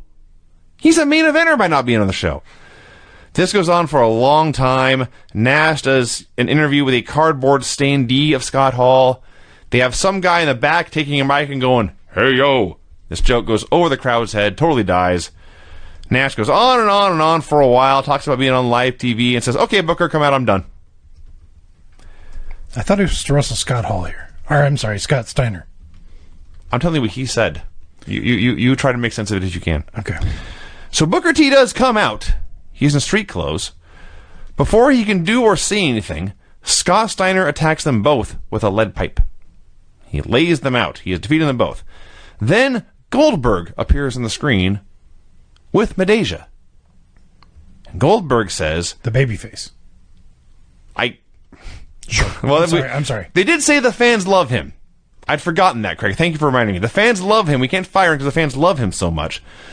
So Goldberg says, I always tell my fans, never put your hands on a lady. But any bitch that's been with you ain't no damn lady. And he grabs Medeja, and he lifts her up for a jackhammer, and the screen goes blank. The Nitro logo comes up. And Scott Steiner runs to the back, where he finds Medeja lying in the rubble of a table. And he freaks out, and he screams Goldberg's name, and he runs off. I can only imagine how much Bill Goldberg must have enjoyed being a violent woman beater here on this show. Portrayed as a man who jackhammered poor Medeja through a table in the She back. did nothing to him. Nothing. Or anyone else, for that matter. No. She's just minding her own business backstage. This may have been the second worst Nitro I've ever seen. Maybe the first. I don't know this. It's very close. I don't know this at all. But I strongly suspect they came up to Bill and said, we needed a jackhammer Medeja to the table. And he said, bullshit. And he said, and he may have finally talked him into pretending to, and we'll have the screen cut out and then put her in the rubble. But I would not surprise me one bit if they wanted him to do that. And he flat out said no. Well, are you ready? This is a long one. Yeah, good luck with this one. Here. Let's see. Where's my music here? Just play any music. Well, I gotta make sure that other stuff doesn't play like the opening gimmick. The finishes on this show were, believe it or not, in the opener, clean pin. I think submission after interference by 2 crooked refs and 2 other men. DQ due to interference. Pin by a guy who didn't want to be in the match and wasn't trying to win. Pin after a brawl at the commentary desk, and Poison Mist was not a DQ, and the lights went out, and a scary mime attacked man with a bat. Pin after a guy put on a big ring, and then hit a punch like 3 minutes later. Submission and or DQ due to kendo stick shot in a 4 corners match. Main event canceled when both men are attacked by a pipe-wielding lunatic, and then a woman got put through a table off camera. Boom. Hey, Brian, thank you for bringing that to my attention. Yeah, you're welcome. Fuck, Nitro. It's just Nitro, Vinny. Are you sure? WCW Monday Nitro, also August 21st. It was better than last the year week. 2000. It's still fucking atrocious. Yes, it is. So we opened with a memorial graphic. Did any of you look up who this was? Actually, I did not. Okay. So it's Peter Seligman was the gentleman's name. He passed away at the age of 31, and it says, thanks for everything. And I thought, well, what the hell? I'll look up who this was. So he was a PR exec for a number of celebrities. Obviously, he worked with WCW a lot. He and his wife were taking a subway, or excuse me, he and his fiance were about to get on the subway to go pick up their marriage certificate to get married. Ugh. He felt dizzy. He collapsed onto the tracks and was electrocuted. Oh, good Lord. That sucks. That very much sucks. Well, now I'm sad. It is terribly sad news. Russo is on the phone backstage. He's on the phone with Scott. He tells Scott to relax. I usually hate Vince changing everybody's name, but fuck. There's a lot of Scotts in WCW. Dude, Scott who? Scott Hall? Scott Steiner? I believe that's the point they want you to... Yeah, Okay. Yeah. Yeah, great. Remember Scott Hall again. TNA had like 5 guys named Chris. Yeah. Yeah. So Jarrett wants Goldberg tonight. Russo tells him Kevin is on the way, and Scott is standing by. Yeah, Jarrett is angry. Jarrett, in fact, angry. Okay, just want to make sure that we were all aware of that. Elix Skipper versus Lieutenant Loco. So, first of all, Elix's piped-in network music is actually pretty cool. That's a plus. So the story is that he's a CFL player who won a Grey Cup, the Canadian Football League Championship. Right. He got a ring. He pulls out the ring and uses it to hit people to win. Scott Hudson is killing the gimmick, asking which team did he play for? The Rough Riders? Which Rough Riders? So now I don't know if I'm supposed to believe he's actually a CFL player or not. Skeptical. Yeah. I do not remember the Misfits in action being as lame as they have been on the show. It may just be the music. You don't remember a huge erection being lame? My memory is that they actually got over this somehow, despite that.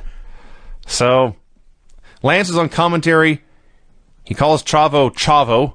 They quickly correct him. He's Lieutenant Loco. God forbid. So, Lieutenant Loco goes up top. Lance hits him with the Canadian flag. It's not the finish. Rection and Lance brawl through the crowd. Elix grabs a chair. He gets in the ring with a chair. He's in the ring. There's a chair in his hands. The ref is just sitting back watching. Chavo ducks the chair, lays him out. He grabs the chair. Now the referee must take action. The referee grabs the chair out of Lieutenant Loco's hands. Elix puts on the ring, hits the punch, and wins. So as best I can tell, Elix Skipper is a fake football player with a real championship ring. Hey, I'll say one thing positive about it. It all made sense. The heels were definitely heels. True. Baby faces were definitely baby faces. That's a solid point. A guy who doesn't believe in heels and baby faces is doing heels and baby faces better than current day WWE. Yeah. That's sad. Goldberg arrives, confirms Scott Steiner is not there. He's happy about this, and he goes on in. Russo's on the phone, making sure Scott is ready. And they cut to Scott, who is Steiner, sitting in an ugly couch. And he says, yeah, I'm ready. So Vince Russo comes out for a promo. Oh, this was where everyone said this was the worst show ever, but they hadn't watched the rest of the show yet. Yeah. It did pick up. Russo says, I promised I would never come back to TV, but every time I leave, they pull me back in. Fuck you! Who the fuck are you talking about? Who is pulling you back in? The viewers? Like, Eric? I don't know. What are you even talking about? So, and what I got out of this, by the way, I got a larger point than just what this idiot said. What's sad is, he actually is a great heel character. And he's not a bad promo. But he couldn't let Well Enough be good and just be a TV character and have someone with a fucking brain write the show and put it together. He had to try to be Vince McMahon. And he fucking failed and put this goddamn company out of business. If you just had the guy out there being an asshole heel that would just be a dick and then every now and then he'd get beat up, great! He probably could still be in the business today doing stuff. Instead, he had to just try to run this fucking show. He rode into the ground. Fucking Goldberg hits the ring, kills security. Russo stands up to Bill Goldberg. Of course he does. He says, lay one hand on me and you breach your contract. Okay, stop right there. Russo then is up. He's threatening to fire Goldberg, essentially. Yes. You breach your contract, I'll fire you. If you lay one hand on me, you breach your contract, and you will be fired. Then he actually says, because he's a fucking idiot, set an example for the kids. I'm like, motherfucker, you had this guy jackhammer a woman, an innocent woman, through a table last week. And now you're trying to make us care with a set an example for the kids fucking line. Are you kidding me?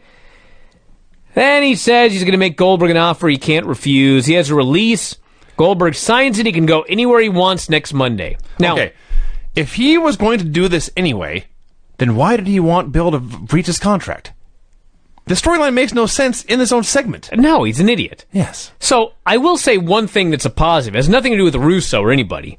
But for once in the history of WCW, fans booed Goldberg going to WWE. Yes. They actually wanted him to stay. Every other time they've ever done this angle, the fans are like, yes, get the fuck out of here and go to Raw. This time they actually cheer when he tears up the release. And then a bunch of other shit happens. Who fucking cares? So Steiner's got his girlfriend, Beth. Who the fuck is Beth? Beth is introduced, mentioned by name, well, at all, for the first time in this segment right here. Beth. Classic shitty storytelling. It actually Let's is. introduce someone you've never heard of and expect you to immediately care. Yes, it is. That's exactly right. This is not like a good story where they talk about a character. Yes. You don't see the character, but they talk about this character for days, months, years, whatever, and finally the character is revealed. This is, all of a sudden, Bill has a girlfriend, Beth, that I guess we're supposed to care about because she's Bill's girlfriend, but like last week I could have sworn this guy was a heel. Was he not? Sure seemed that way to me. Was Bill not hated? This is such bad writing, awful bullshit storytelling, and it sucks. So Scott Steiner is in the hotel menacing Beth. Goldberg flees to tear to his woman. Russo celebrates. He starts to leave, but there's more. Booker T comes out. Booker promises, I'm going to be so far up Nash's behind, it'll be hard for him to breathe. What? Wow. That's up there. So Russo, they're back and forth, and then Russo takes credit for making Booker T. Russo explains, you were at the bottom where you deserved to be until I gave you an opportunity. When was that? If he deserved to be at the bottom, why were you dumb enough to give him an opportunity? Well, He's so dumb. you're right about all of that, but I mean, it's partially true. It's not- He was the guy that decided to make him the world If he champion. hadn't said where you deserve to be, Yes. I'd have been fine with it. Yes, But he's a dumb man. His sentence contradicted itself. I know he's Again. not a very smart person. He's dumb. This is abundantly clear. So eventually Booker lays him out. Ye fucking ha. Wait, no. Booker laid him out, Yes. so Goldberg couldn't lay one hand on him, Right. Or he'd breach his contract and be fired. Right. Yes. But in the same fucking segment, Booker lays him out with an axe kick, and there are no repercussions. Correct. Okay. I just wanted to make sure that you didn't fucking gloss over that. No, I had to double check, but based on what happens next, yes, Vince was laid out. Goldberg gets on his bike and drives away. Everyone just write down right now what time it is as you hear me say these words. Yes. Goldberg gets on his bike and drives away. There's more on that later. A lot more. So the Natural Born Thrillers are now a thing. They have matching shirts. They're all backstage tending to Russo. Mike Sanders is there. More on him later. They're tending to Russo. Russo's so upset, he says, who wants a title shot tonight? And Chuck Palumbo says, I do. And Vince says, Palumbo, you get a title shot if Kevin Nash is late. If Kevin Nash is late. It's now a storyline that there's a good chance Nash will show up too late for the show, so we'll have to have somebody else get a match instead of him. Sure shit he did. Yeah, so he did. Queewee and Paisley versus Corporal Cajun and Major Guns. So, for those of you who for some reason were paying attention to Papaya, she's gone now. Right. Oh, yeah, I didn't even notice. Yes, I guess she was only on 2 shows. I guess. I wanted These to see, women, I wanted to see more of her. as much as I made Nurse fun Beanie. of Lita and Stephanie, like, Paisley and Major Guns were so far out to lunch. Like, Lita and Stephanie are laughing at their match. In hindsight, I have no idea. Like, it was... Stephanie and Lita was just, like, ridiculously bad, okay? This was flat out dangerous. There is a difference. that is true. I was in fear that somebody was going to die when these two women were doing what they were doing. It's shocking that, I don't know, 5-10 years after this, Sharmell had that terrible match with Survivor Jenna. Somebody saw Sharmell and said, hey, let's have her wrestle somebody else untrained. So, it's really, really bad. It's dangerous, as Brian notes. And finally, the Misfits in action win with a rocket launcher body press kind of thing. And then, of course, because it's Nitro, the people who lost the match must attack the winners, and that's that. Russo tells Scott he's on his way. Tank, we cut to the ring. We go to commercial. We come back. Tank Abbott and 3 Count are in the ring, and Tank Abbott is scolding them for dancing badly. He leaves the ring. He's cursing about something when suddenly he is attacked by Vampiro and Great Muta and the Insane Clown Posse, Who have come back. who have come back. They did more bouncing around from promotion to promotion.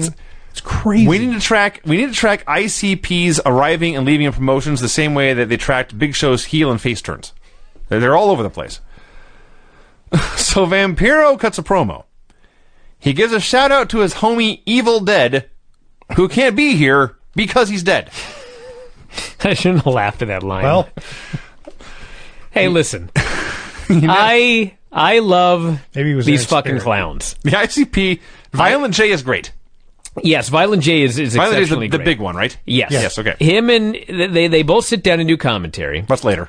Oh yeah, it was later. Oh, okay. So we'll get to that. This is just Vampiro cutting a promo. But wait, hold on. There's more I got to say before we get to their commentary. So he says the Juggalos are taking over tonight, and he reveals the fucking Juggalo Championship Wrestling belt. Yes. It's the fucking Winged Eagle. On red leather. That's all it is. How in the absolute fuck did I never notice this until just now? I don't know. I was fixing to retire, but I need to wrestle for Juggalo Championship Wrestling so I can win this fucking belt and at least justify getting a replica. You want to go to the gathering of the Juggalos? Yes, I will work the gathering of the fucking Juggalos if that belt's on the line. I will go with you. I gotta find out who's the champion right now. Find out. I fucking wrestled Nick Gage. Current champions. JCW Heavyweight Champion Shane Mercer. Shane Mercer, he's probably- on my fucking list. If they do those hardcore matches, I he want might this have belt. Mercer. In July of 2018, he defeated Congo Kong at Bloody Mania 12. Oh, man. I want this belt. You Right. understand? I do. Jesus. Wouldn't it be easier just to go buy one? And then, well, no, I want to justify it. I just want to have the fucking belt. I want to win the belt. You can pin Vinny for it. No, it doesn't work like that. I don't lay down for Brian. I want to legitimately win my fake wrestling belt. Do you understand? I understand. So anyway, Speaking Vamp of real and fake, then Vamp cuts does a this promo on. fucking goofy line about the actor Steve Borden who plays the role of Sting. Yes. Unbelievable. And then the announcers are like, I don't know what he's talking about. His name is Sting. They got Sting's name wrong. This shit is so bad.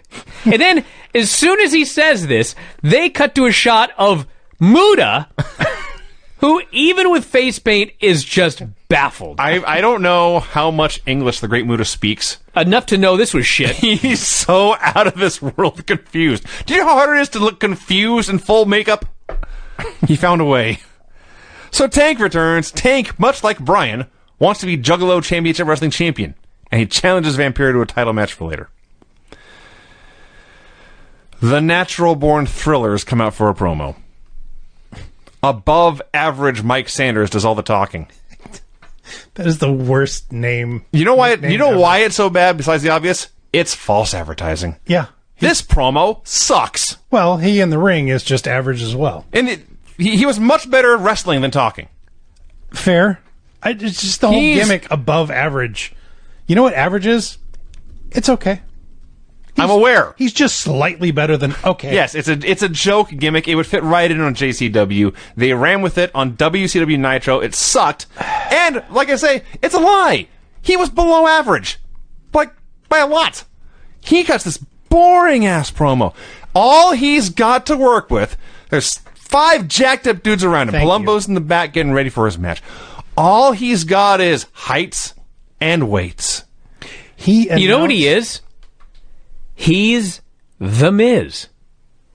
He's a guy with very good delivery. No, That's not fair. He could say the words. he could enunciate. There's a million bad promos. He never mumbled. He could say the words, but like nobody gave a shit. I didn't give a shit. He's much worse than Miz. I'm like, dude, you're talking fucking forever, by the way. with nothing to say. Just going on and on and on and on and on I'm and begging on. him to have some kind of point and conclusion about any of this. He announced Mark Jindrak at 275 pounds. Tall dude. He's 6'6" and 6'4". ripped. No. Yeah. There's no way. He's probably exaggerating. Well, let's just talk But- about what was good about this. There was? Conan comes out and Okay, says, yes, thank you. I Conan- thought Tank's promos were bad. I've never been so happy to see Conan come out and save a segment. Conan says, I thought Tank's promos were bad. He just buries all these guys as geeks. There's more to come on this. The fact there was a live human being talking instead of Mike Sanders was such a great improvement. Just saving the show. He buries them. You got no titles. You got no talent. You got no game. You got no charisma. You don't got it like that. They go to break and they come back. There's a match going on. So it's Rey Mysterio Jr., Juventud Guerrera, and Disco Inferno versus Sean O'Hare and Mark Jindrak and Mike Sanders. You know what above average Mike Sanders' gear was? A t-shirt with the sleeves ripped off and khaki shorts. So Conan, being awesome, He just buried everybody. he did. He buried Sanders' name. What a stupid name. I must go off here. Buried his gear. He said, this is a quote, "Where'd this guy get his outfit at? The Salvation Army? What a dumb name. 3 weeks to come up with a name between 6 J-Brones, and this is what they come up with." Yep. And he's right. This is the Yep. key. Now, I will say, the fans were super into this match. Mm-hmm. Ray did a 619 in the ropes, not onto somebody, but it was just a way to like turn around really fast. Mm-hmm. I believe that's the first one I ever saw him do in WCW. Do you remember him doing this before that? Not that I recall. Yeah, I think this was the first one. And then it all went off the rails because who are the fucking baby faces and who are the heels? Can you answer this for me? All that I said earlier about how he knew how to do this, I take it all back. Mm-hmm. They're getting the heat on fucking Jindrak. I'm like, Jindrak is a baby face? But meanwhile, everything that Disco Ray and Hoovy are doing, they're getting massive babyface pops. It was strange. The Natural Born Thrillers, like their promo is all about how, it's us against the establishment. I think that was a babyface promo. I could be wrong. I don't know what's going on. They did have some line there about being held back by a bitter guy at the power plant. Mostly he was focused on we weigh this and we stand this tall. Absolutely, completely befuddled. Then Ray and Hoovy start running wild, and they're just getting cheered out of the building. And that's it. 200 guys hit the ring. Ray's hitting Bronco Busters. Tigress hits a Bronco Buster. And finally, there's a million things going on, and Mike Sanders grabs Disco Inferno.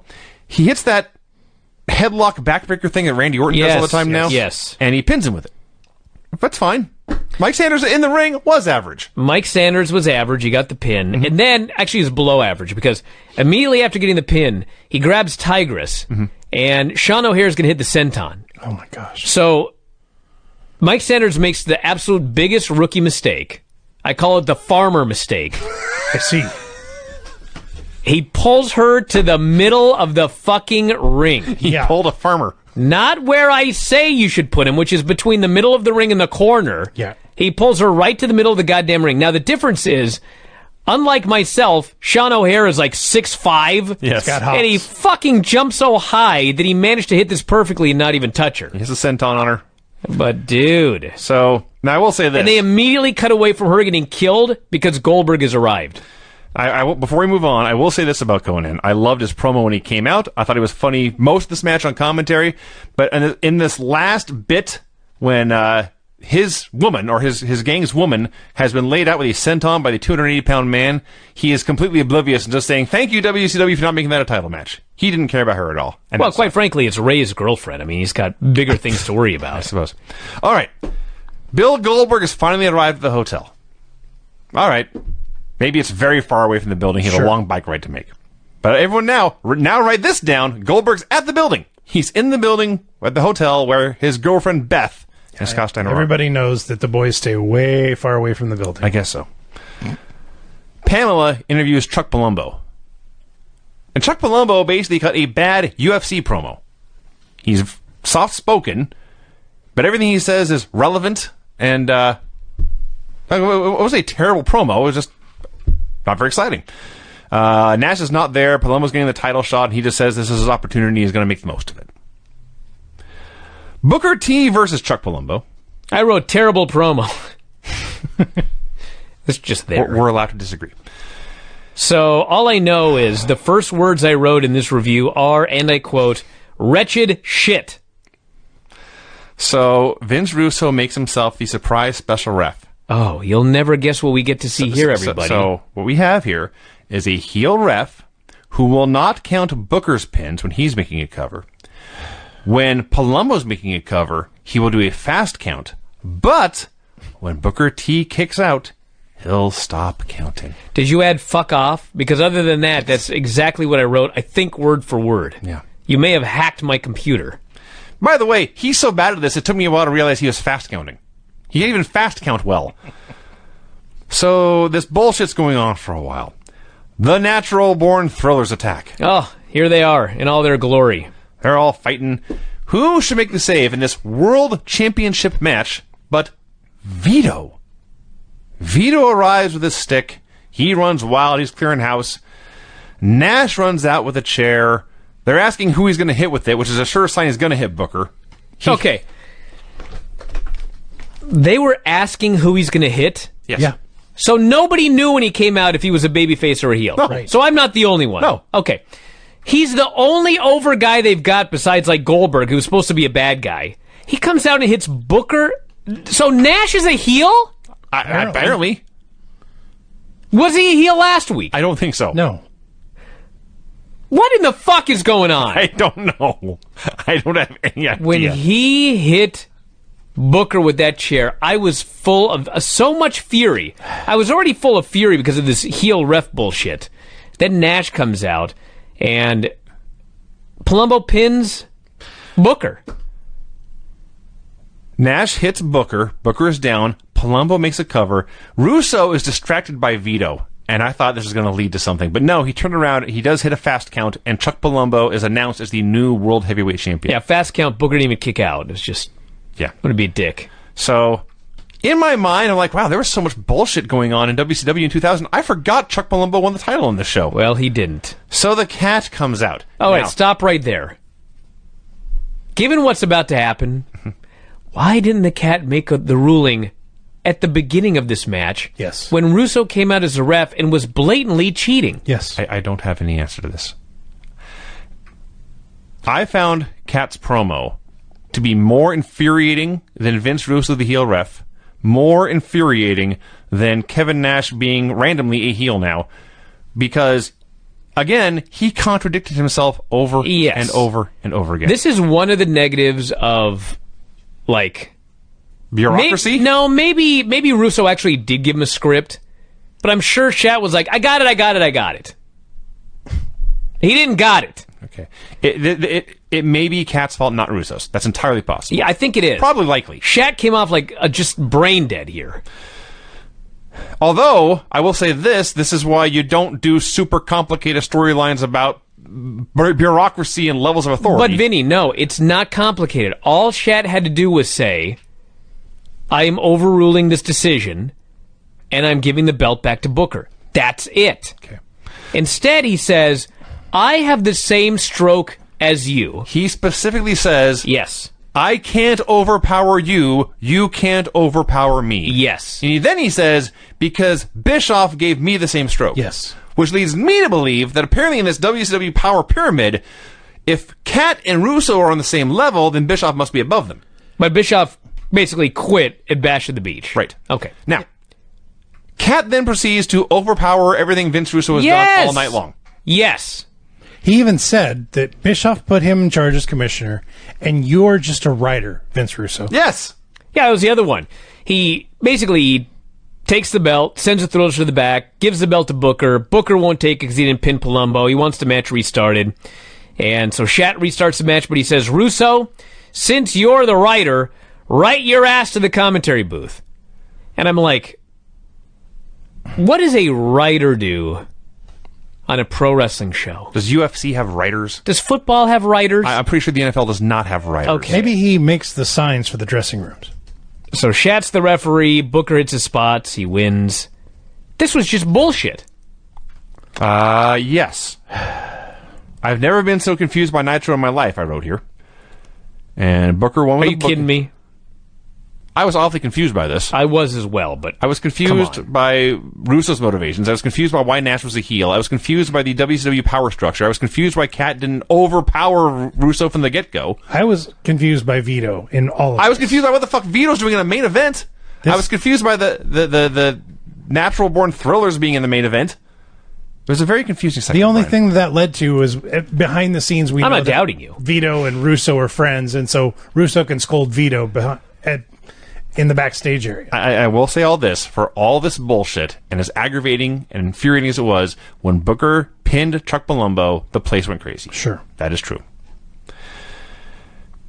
15 minutes Yes. after Bill Goldberg, plus commercials, so closer to 20. Sure. After Bill Goldberg got to the parking lot and parked his bike and ran into the hotel, now he's running upstairs and down the hallway. Apparently, this was a very large hotel, and he had to take the stairs. I guess. Then we go to commercial break. When we come back, he's still running down the hallway. Yeah. How big is this hotel? There was a They're funny in Shangri-La. There was a funny line in terms of timing when Hunter said he would be in the other room, and we see a couple of segments, and we come back, and Angle is lifting her up, and Hunter storms in, and he goes, "You're the slowest teacher ever. You guys have been doing this for 30 minutes." Stephanie says, "It's only been about 10 minutes." And it had. We were watching it live. Yes. So we go to commercial. After commercial, Goldberg's still running down this hallway. He finally gets to this hotel room, which is a mile and a half down the road. He storms in the door. There's no one in there. There's a message written on the mirror. She's okay for now. She's back at the building. And Bill Goldberg, he picks up a chair, and he's very angry. And he's going to toss this chair at this mirror, and it's going to break and shatter and be a cool visual. That would be a cool visual. He'll storm off down the road. The mirror goes into business for itself. The mirror no-sells the chair attack. Doesn't even ding. No. The chair bounces off, ricochets, and nearly wipes out Goldberg and nearly wipes out the cameraman. Goldberg runs away. I think what they should have done was Goldberg, the reason it took so long was he ran to the room, but his key card had been too close to his cell phone. That see. would not be bad. Got erased. He had to go back to the front desk for a new one. What we should learn from all this is Goldberg should stay far away from glass. Basically, yes. Nothing good can happen. Vampiro versus Tank Abbott for the JCW Championship Oh, belt. man. ICP and Suits doing commentary. So awesome. They were so great at commentary. And the match itself, All I know about this match, Nothing to it. all I want to talk about is Tank is about to throw a punch at Vampiro, and Charles Robinson is right behind Vampiro, Yes. and Vampiro ducks, and Tank throws the best punch you ever saw in your whole life, and Charles Robinson takes the best bump you ever saw in your whole life. His arms go up, his feet go up, his head goes down. It's wonderful. It's just wonderful. Best thing on the show. Yes. So what I liked about this was, first off, there's a shitty DQ or whatever. there's no And finish. Muta missed Tank, and they beat him up, and there's no 3 count. He's just getting beat up, and they finally run out, and Scott Hudson says, a day late and $1 short, I think. At which point, Tony Schiavone, absolutely straight-faced, says, just too many juggalos. I laughed. Well, there were too It many was a juggalos factual here. statement. Only Tony Schiavone could have pulled that off. Maybe Sean Mooney. Just too many juggalos. Sean Mooney would have been great calling juggalos. You would have done it in a weird cadence. Just too many. Just too many juggalos. Just You gotta too do, many- the eyebrow. Just too many juggalos. Here in the WWF. Here in the WWF. Scott Steiner, big, giant, jacked up monster of a dude, very scary man, is dragging poor, screaming, weeping Beth through the building by her wrists. And Tony Schiavone determines, this is creepy. Thanks, Tony. Russo confronts Vito backstage. He says here, How much more show do we have? Fuck. Russo says you will try to get a job up north, they didn't want you. Yeah. Way to make your guy look good. Well, to be fair, he said they didn't want a thug. That's why he wasn't hired. See. Yeah. He books Vito against Kevin Nash tonight. Is that why you put on the dress? Is that why you put on the dress? I see, yeah. Well, maybe. Brian Clark versus Norman Smiley for the hardcore title. Did we even talk about how Shane tried to get pinned by Edge and Christian earlier because he didn't want the belt? Yeah. Okay. Well, here's the same thing. Norman Smiley is the hardcore champion. He wants to lose, Yes. but he can't just lay down and get pinned, nor can he just submit. No, he just has to keep wrestling. Yes. Maybe if I keep wrestling, I'll get pinned. That's his plan. Well, eventually. Like, it sounds so stupid when you say it out loud, but that's the storyline. That's the storyline. Maybe if I keep wrestling, I'll lose. If I bring the fight, I might be defeated. Yes. So it's a hardcore match, and both dudes in Chronic are killing him for a while. Actually, is it really great confidence? I'm so good. I keep wrestling and I can't get beat. Adam gets a He table. wants to get beat, though. He wants to get beat. That's the point. I understand that, Brian. so the heresies are here. The heresies attack Chronic. On this show and on this show. They put Clark through a table. They put Norman on top, and he accidentally, reluctantly wins again. This is so stupid. A little bit. The Cat tells Lance that PCO got his visa revoked. I'm guessing this is the last time we see him on Nitro. It's just last week's show. Last week's show, he quit. Okay. Oh, Yeah. okay. Because God bless him. Lance explained the story. So PCO started his own promotion, and it was starting to get over. And so WCW called him, and he said, listen, I'll come in for this loop. I'll do whatever you want, but I'm not doing any jobs. That's what I'm saying. If you don't want to use me, I'll just do my own thing. But if you want to use me, I will come in. I'm just not doing any jobs. He told them in advance. They said, okay. Shows up to TV. The first fucking thing they want is for him to do a job. So he flew home. More power to this guy. Yes. Get the hell away from Nitro. That's F me money. Yeah. So the Cat says that Lance will defend his Canadian Championship belt in a tag team match against General Erection and Mike Awesome, and whoever pins you, whether it's Awesome or Erection or your own partner, they'll be the Canadian champion. To which any sane person would say, bullshit. But Lance, the fighting heel, just promises to take them all on and come out on top. Steiner is backstage screaming at Beth. Pamela interviews Vito, and he's actually cutting a really good promo on Nash. It's good, but he just is going a mile a minute. Like, if I can't write down what you're saying, slow the fuck down. I've been knocked down all my life. I keep getting back up. You're the biggest guy here. I'm glad to be fighting the biggest guy here. It's all going great. And then he's trying to wrap it up. He says, I got 2 words for you. The Staten Island Express is going to run over your face, you punk. Which I counted as 12 words if you count gonna as 1 word. You know. So then, Kevin Nash versus Big Vito, and maybe the strangest thing all night, they just did a wrestling match. They did a professional wrestling match. There's a heel, there's a babyface. Although the babyface was Vito and the heel was Nash. Yes. So I was completely befuddled. There's heat, there was a comeback. Now, let's be fair. This was a Kevin Nash match. Yes. There's a cover early where Vito hits a flying elbow. It is the laziest kick out I've ever seen. I actually wrote down, because I knew he was going to kick out. So I wrote, Vito hits elbow, Nash kicks out. And I looked up to watch what happened, and I erased those words, and I wrote, Vito hits elbow, Nash rolls over.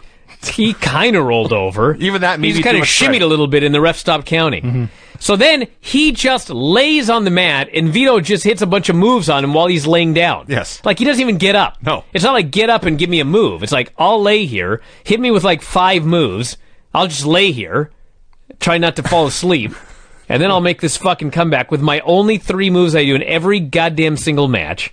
The announcers are screaming about how Vito is earning everyone's respect. I'm like, come on. Okay. And then Nash hits the jackknife. They randomly play music and then shut it off. I don't know what happened there. And then Booker T runs down for the DQ. I'm assuming that the music was supposed to play during Booker's run-in. I guess. It started and stopped, and Nash holds up one finger like he's going to do another powerbomb. And they'll start the music again, but then Booker runs down anyway. So whatever. So, by the way, this is another one of those things where the fans are totally baffled because they cheer everything that Nash does, even though he's supposed to be a heel. And when Booker runs in to get revenge on Kevin Nash, they cheer Nash and boo Booker T, who is supposed to be the babyface. That's what happened. Yeah. When you try to tell me that heels and faces don't matter and all this shades of gray bullshit, your fucking show sucks. That's what I'm telling you. And these fans are confused, and you're getting shitty reactions. And I write, and I quote, this show is so dumb. Lance Storm and a mystery partner versus General Erection and Mike Awesome in a tag team match for the Canadian Championship. Crowd's dead. Still baffled. So the mystery partner is Jeff Jarrett. So anyone can pin Lance and win. So it's basically just a 4-way anyway. General Erection beating up both heels. He refuses to tag Mike Awesome. And why would he? Because if he tags in Mike Awesome, Awesome might win the belt. Finally, Awesome tags himself in. He runs wild on Lance. Erection hits a moonsault. Let me read what I wrote. All right. Huge erection with the moonsault, but no ref. Elix comes off the top with a leg drop, but erection just pops right up. That's what happened. Ba-dum-psh. Thank you. So, yeah, I was not that clever. Didn't take a lot of cleverness. I wrote it and then realized how stupid it sounded. So Jarrett hits Awesome with a guitar. He may have been swinging at Lance. We're not sure. Lance gets the pin. We are sure. That was the story. Whatever. Can you tell, honestly? Well, I know because they're incompetent, but that was the idea. Okay. Jarrett tried to hit Lance. He hit the wrong guy. Lance got the pin. I think Lance did all the bumping in this match. You don't say. Yeah. Actually, I will say this as long as we're talking about bumps. Mike Awesome's pop-up powerbomb in this match Yes. was so awesome. He's done it with Lance a few times. Always looks great. Yes. So Scott Steiner drags Beth to the ring. And He says, and I quote, "Normally I wouldn't be seen with a bitch this ugly, but she's just here as bait." yeah, Fuck! that's his plan. A Vince Russo line, if I ever heard one. I also want to say, as they're pointing out, the announcers are outraged that Steiner's dragging Beth to the ring. And Madden points out, you guys were just fine with Goldberg putting a woman through a table last week. And Hudson says, that's different. She's a contracted WCW performer. Oh. So, can you answer a question for me, anybody? So, he tells Goldberg to come out and save his girlfriend. And earlier we saw Goldberg, he was rushing here on his motorcycle. Sure. He was rushing there. He was running through the fucking hotel. He bashed down the door. Right. Well, finally, she's in the ring being manhandled by Scott Steiner. Where's Goldberg? They play Goldberg's music, and he fucking walks his ass to the ring. Meandering. Right. I swear Sauntering. to God, he did the slowest meandering walk. And then, as he's walking, who was it that ran up behind him? Jarrett. Jarrett runs up behind him and hits him with a chair. And it was, seriously, this actually was funny. It actually made me glad he was walking. He kind of reacts to the chair and then just keeps walking. There's a very Goldberg. He didn't. That was great. He didn't no-sell it. No. He just shrugged it off. He shrugged it off, and then they double team him for a while, and Booker makes the save, and then Rick Steiner's out there with a fucking pipe. Like, oh my God, there's just so much shit happening on this show. So somewhere in this melee, Goldberg potato Steiner right in the face. Did Which you hear Steiner? Scott. Did you hear what happened? No. Apparently, Goldberg broke Steiner's orbital bone Oh, is that here? in this match. Well, I could tell when he caught him, because Steiner, he stops and he leans back, and then grabs his face and melts down. Yes. And Goldberg goes over and he's just on top of him, but not doing anything. Right. He's checking on him. Yes, because obviously Goldberg knows my hand hit him. So yeah, I do remember Steiner having the mask gimmick for a while, and I guess this is that's why. So Steiner's got a pipe, and here I wrote, the good guys or whatever are handcuffed to the ropes. And the big finish is, it's Beth Goldberg's turn. She is the woman in the refrigerator, to use a comic book term. She's a character. A female character is introduced solely so something terrible can happen to her to give the male motivation for revenge. Yes, that is what happened. And they put Steiner puts her in the recliner. And I'll say this for Goldberg. I've never seen a guy try to get out of handcuffs like this and try to save somebody. Do Russo and his mother ever speak? He must not have a good relationship with her. You don't say. Or any female who's ever crossed his path. Dude, he's married forever and has kids. That Doesn't mean terrible. a thing. That's terrible news. Poor woman, hostage. That's the end of the show, everybody. Let's not talk about Russo's wife and children. But anyway, this was a bullshit professional wrestling show. That was much better than what they've been doing. It was, I should add, better than last week. Much better. Let's say this. It wasn't as bad as last week. Yeah. Let's not use the word better. That was a show, everybody. Are you ready for your review, Vinny?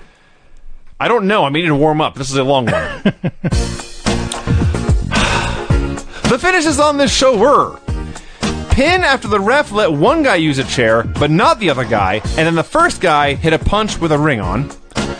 Clean pin in a mixed tag match. Pin after interference by a half dozen dudes and by a ref who was crooked enough to count fast, but honest enough to stop counting when the guy kicked out, which was then overruled by a commissioner who said he did not have the authority to overpower the first ref, eventually ending in a pin with a move. No finish after a ref gets bumped and announcers interfere, and a shoot fighter has mist sprayed in his face. Reluctant win by a guy trying to lose, but too dumb to just submit after interference by 3 men. DQ due to interference, which feels like a clean finish on this show. And in your main event, pin in a tag match after interference from one guy, and another guy hits somebody with a guitar when it's not clear who he was aiming for. Although it was. I'm not going to. I do love that it's the finishes report, and one of your finishes was with a move. Yeah. But got to be specific. Excellent detail, Vinny, Didn't matter. on the finishes report. Would you feel better after all that if I wrote with the book end? Okay, that'd be a little bit better, yeah. That's the end of the report, everyone. All right, everyone, we're out of time. Let's get going, dude. WCW Monday Nitro, also August 28th of the year 2000. Okay, who else had to check like 5 times to make sure they were watching the right show? I did at least once. We get a video package of the NWO feuding with Sid. Right. Well, the only reason I didn't check is because I had been alerted that the NWO like reformed and broke up or something. And so Plus, it's a Russo show. Like, Well, that's another key. I realized if this that. were a show in 1998, yes, I would have done that. In the year fucking 2000, Who the hell there's knows? a new crazy thing every week. Why is Mike Awesome a 70s guy this week? Oh, no. Let's just stop for a second. 5 minutes later, I got your point. Vinny, by the way. let's not gloss over this. Right. Mike Awesome is now that 70s guy. They found a very large leisure suit What? and put him in it, and now he's Why? been there. When? He's been there 6 months, and now has suddenly developed an affection and fondness for 1970s pop culture. Well, I'm guessing the fat chick Thrilla didn't get over, so He was an ECW champion, then he liked fat women. Now he's a guy out of the 70s. I'm sure there were other things in there I've forgotten.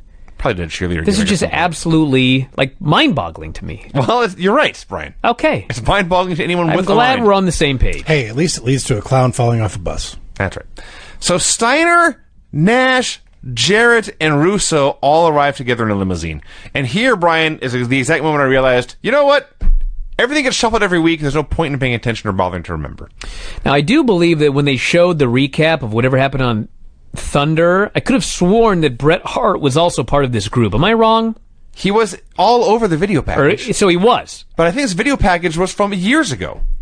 It was all, Or at least January. It was all NWO clips hinting that there might be a new NWO in town. Okay. I don't know what's going on. Nor do I care. That's the I'm key. just waiting That's for the this key. company to We die. are over it now. So I can stop reviewing. I'm over being angry and someone stupid should happen that makes you laugh. Speaking of, Vampiro and the Insane Clown Posse versus 3 Count with Great Muta on commentary. This was a segment that I think went 3 hours.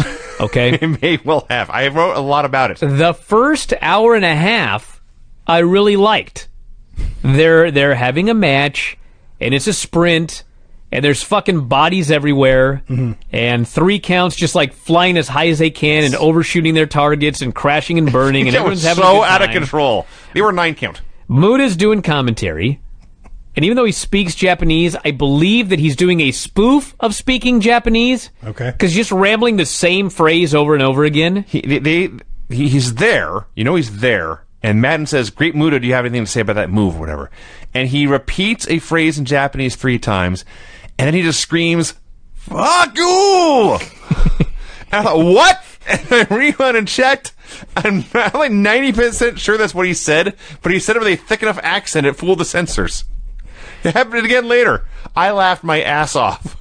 There is a spot where Vampiro is whipped into the ropes, and he hits the ropes, and he stops, and he just slowly starts walking to the middle of the ring because he doesn't know what's coming. Right. And 3 Count grabs him, and they like give him a suplex or whatever. That's where I wrote, I wonder when Vamp quit caring. So finally, Shannon gets pinned. Okay? Let's just get done with this match, because now the next part. Right.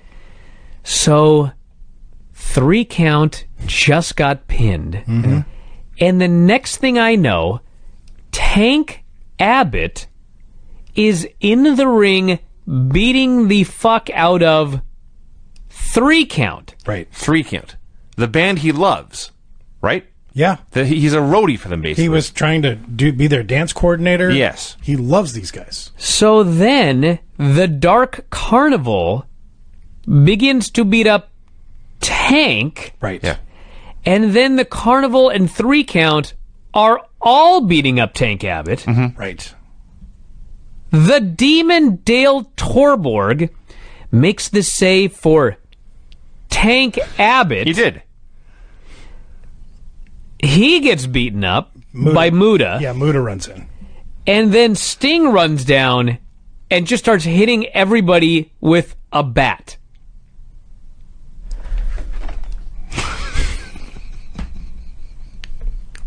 See, this is where I was just laughing. I didn't check to see if I was watching the wrong show. But what? What's happening?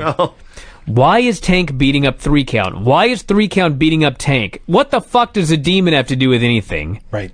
Who is Sting feuding with?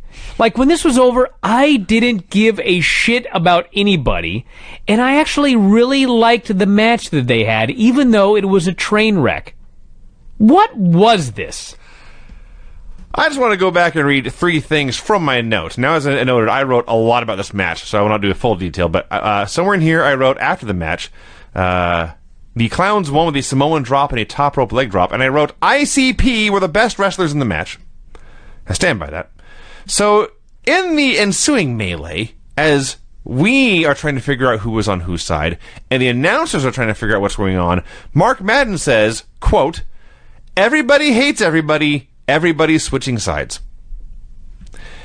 So I did my best to recap all of this match, and the brawl, and the turning, and the saving, and the more turning, and the more saving. And my last words for this segment are simply, I am not making this segment up. No. That's what happened. All of that actually happened. Which leads us to... Oh, gosh. First, the NWO, I assume it's them now, and the Natural Born Thrillers are going for a walk backstage, and then they all come out. All of them. I wrote 1,000 words for this fucking segment. I may have written a book about this. Let's cut to the chase. We'll do one at a time. I'll start. All right. Jarrett cuts a promo. The fans are slap asses. He's the chosen one. He's the man who always has all the stroke. Your favorite.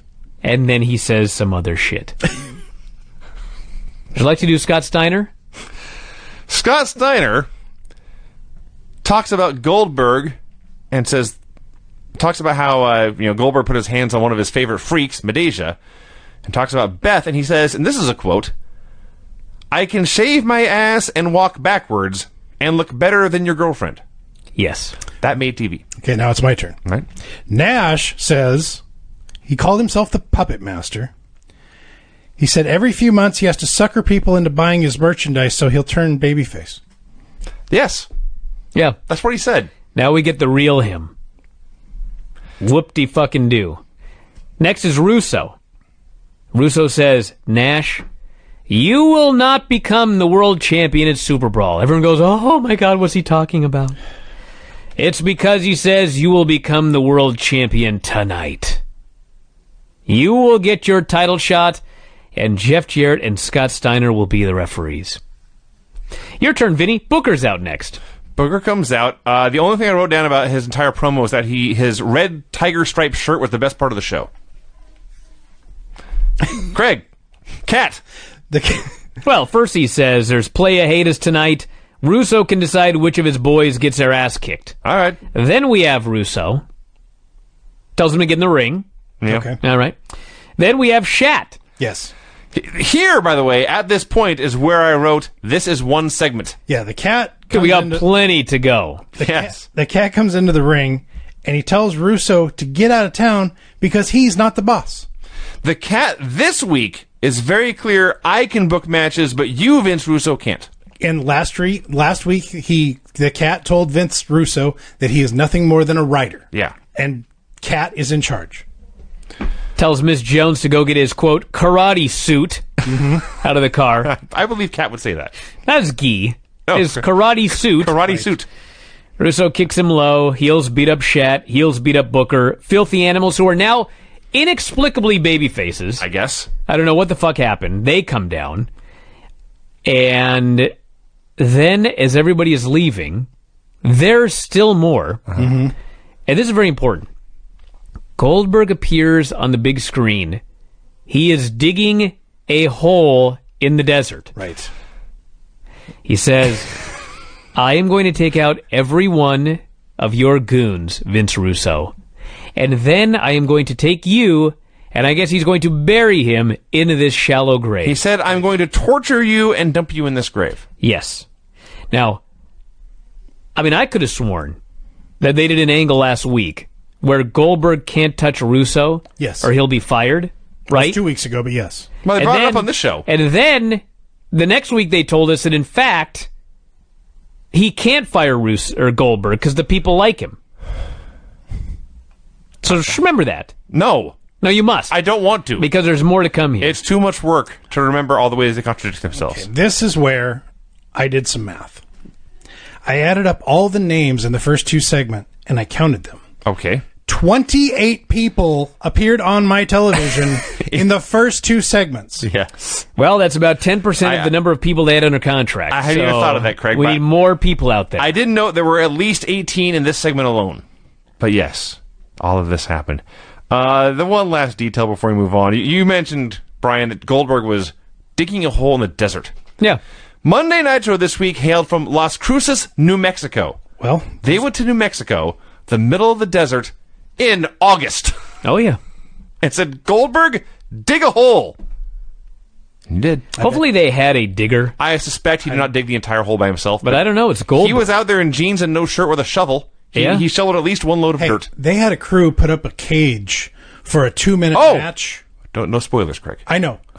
But if they got the crew to do that, they got somebody to dig a hole. They have, Well, we don't know for sure that the wrestlers Well- didn't set that cage up. as we know, in fact, we've explained a lot. But regardless, I mean, it is the Harrises. they blew a lot of money in the year 2000. Somehow, I don't even know how or why, the Cats loaded into an ambulance. He got beat up. You get kicked low. Guys get beat up every segment of the show. Well, I know, but he got a severe beating. All right. Who cares? Russo orders Steiner, Nash, and Jarrett to stay by his side. Nash promptly says, I have to go prepare for my match, and he leaves. Scott says, I have to go beautify for my GQ cover, and he leaves. And Jarrett, I don't even know what he left for, but he left. Jared says, I've got a plan, and he leaves. He did say that he was upset about Nash getting the title shot, and Russo might not like the calls he makes, because they've been together for 0 shows, and they're already teasing tension. Jared had a plan. He's going to leave Vince Russo alone. Yeah. Then Goldberg calls Russo on the phone. Right. And And you could hear. We A can- rotary phone that's a speaker phone, even though there's no speaker on it. Yep. Yeah. We can hear Bill, and then when Russo gets frustrated and swipes the phone off the desk, we can still hear Bill. Right. It's hard to say. Still hear Bill. Still hear Bill. Okay. As horrible as the women on Raw were, Right.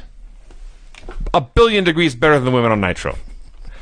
I realize now, between the match 2 or 3 weeks ago she had, and of course the one with Survivor Jenna, Charmel is right up there with Dawn Valentine as the worst wrestlers I've ever seen. She's a little bit better because I think she knows what stuff is supposed to look like. She just can't get Dawn anywhere. Valentine is worse because Paisley, at least through... Are you talking about Paisley or Tigress? Paisley. Okay.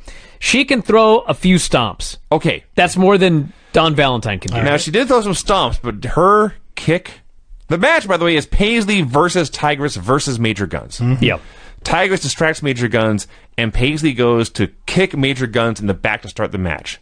And she leans back on one leg, and she doesn't throw a kick. She lifts her other leg high in the air like she's doing a yoga pose. Yes. And it just stays there for a while, and then she just reaches out and, shoves Major Guns in the back. Well, what she's trying to do is a round kick, a roundhouse, where you lift your knee up and then you do like a leg extension to Sure. do the kick. If you do it fast... But she lifts her knee up and the girl's in the wrong spot.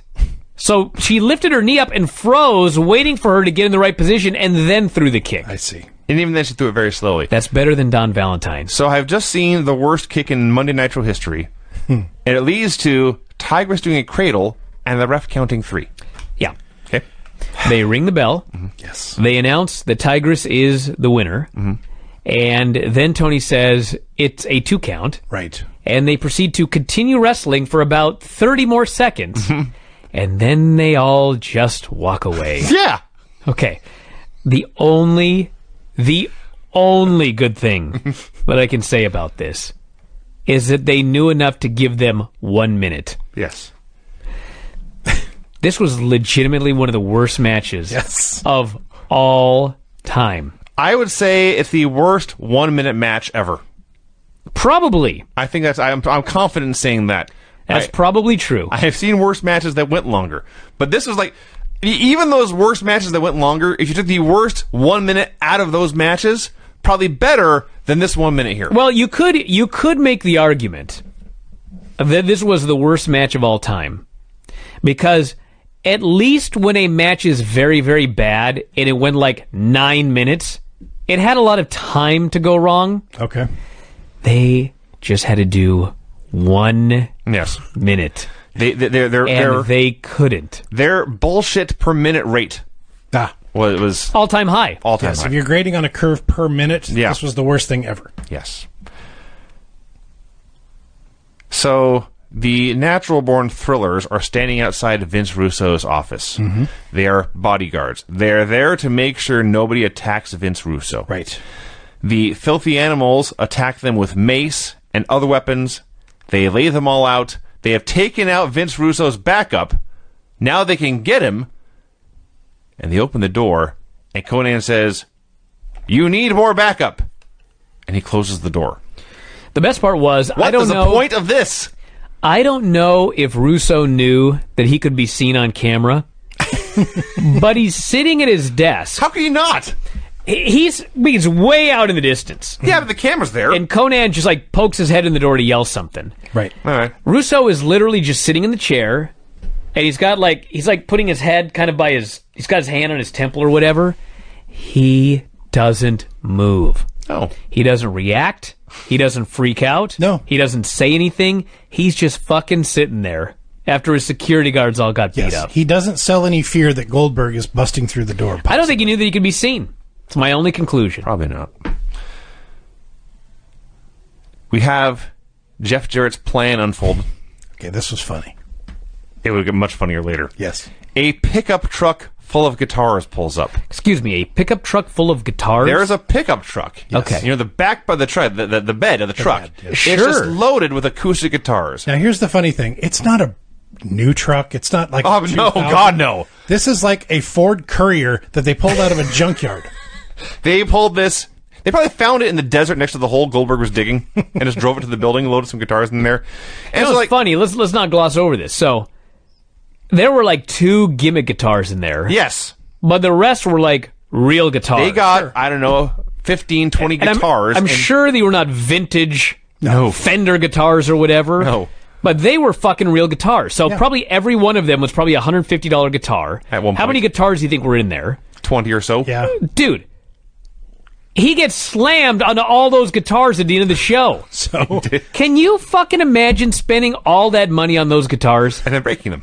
Not to mention, I've never mentioned this before, but I will now. As a guitar connoisseur Oh, yeah. that I am. There's one over here. Listen, if this is real, okay. why aren't you hitting fucking guys with an electric guitar? Sure. Why these stupid balsa wood fucking acoustic guitars? Yes, electric guitar is a tad heavier. Yeah, they're heavier and Look cooler. yeah. Well, there's that. Yeah, I guess they had a budget. Plus, you for- could probably do it multiple times. So you ain't gonna break that thing on the first swing. That's true. I guess they had a budget for a truck and guitars, and they spent all the money on guitars, and they had to go get a Ford Courier. I don't know. Pamela Paulshock interviews Mike Awesome, who, yes, for no reason, is now that 70s guy. Not only that, no explanation Nope. for why he's now the 70s guy. He accepts Jeff Jarrett's challenge for a bunkhouse match at Fall Brawl, and also challenges Rick Steiner to a bunkhouse match tonight. All right. I'm going to go through this next match very slowly. Okay. Must we? It's important that people understand what happens here. The match is Chronic versus the Heresies in a House of Pain match. A cage which is- match. It's a cage match where it's explained, Brian. To win the match, you must handcuff your opponents to the cage. That's right. And then you get, as Mark Madden said, a modicum of time to beat them, right? Cage match, handcuffs, beat them. Sure. Are we all on the same page here? Absolutely. Well, I mean, I'm still baffled why we even have the Harris Brothers versus Chronic in a cage match. Well, there's that. So they use the same corner cam they used last time in that horrible cage match. So it's a fisheye lens. So all these 6'6" guys, like about 4.5 feet tall and 100 yards away as they're doing stuff, and they go to this camera angle for, I swear to God, 20 seconds uninterrupted. Yeah. It's like watching wrestling in your neighbor's house and you're in your front yard trying to peek into the window. So it goes like 3 minutes, and a Harris gets thrown into the cage, and the cage breaks. Right. The bottom slips out, the Harris slips out of the ring. All the guys go outside and start fighting on the floor in this cage match. At one point, they're brawling against the guardrail, and the Harris turns around and starts mauling a fan. Yes. He salts yeah. them. What the hell was that all about? I watched back. You can't tell because the fan's on the other side, but it looks like he grabs the Harris by the shoulder, and the Harris lets him know it's a bad this was idea. a plant, obviously. Probably, but It was a plant that... it took the announcers a long time to realize that this Harris was beating up a fan. And security runs out and separates everyone, and that's the end. Now, I assumed that this would make your head explode because I thought they got counted out. Dude, it was a no contest in an anything goes cage match. Nothing happened. There was no bell to end. It just ended. It just stopped. So this is very important, by the way, Vinny. All right, I'm listening. How long was that match? It's like 2.5 minutes. 2.5, 3 minutes. That's it? Yeah. About it, Okay.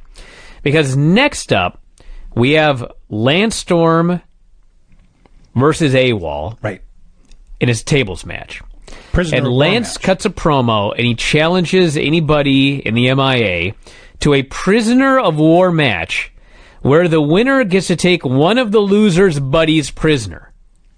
Now, keep in mind, Elix is Lance's only remaining friend. That's true. Big risk.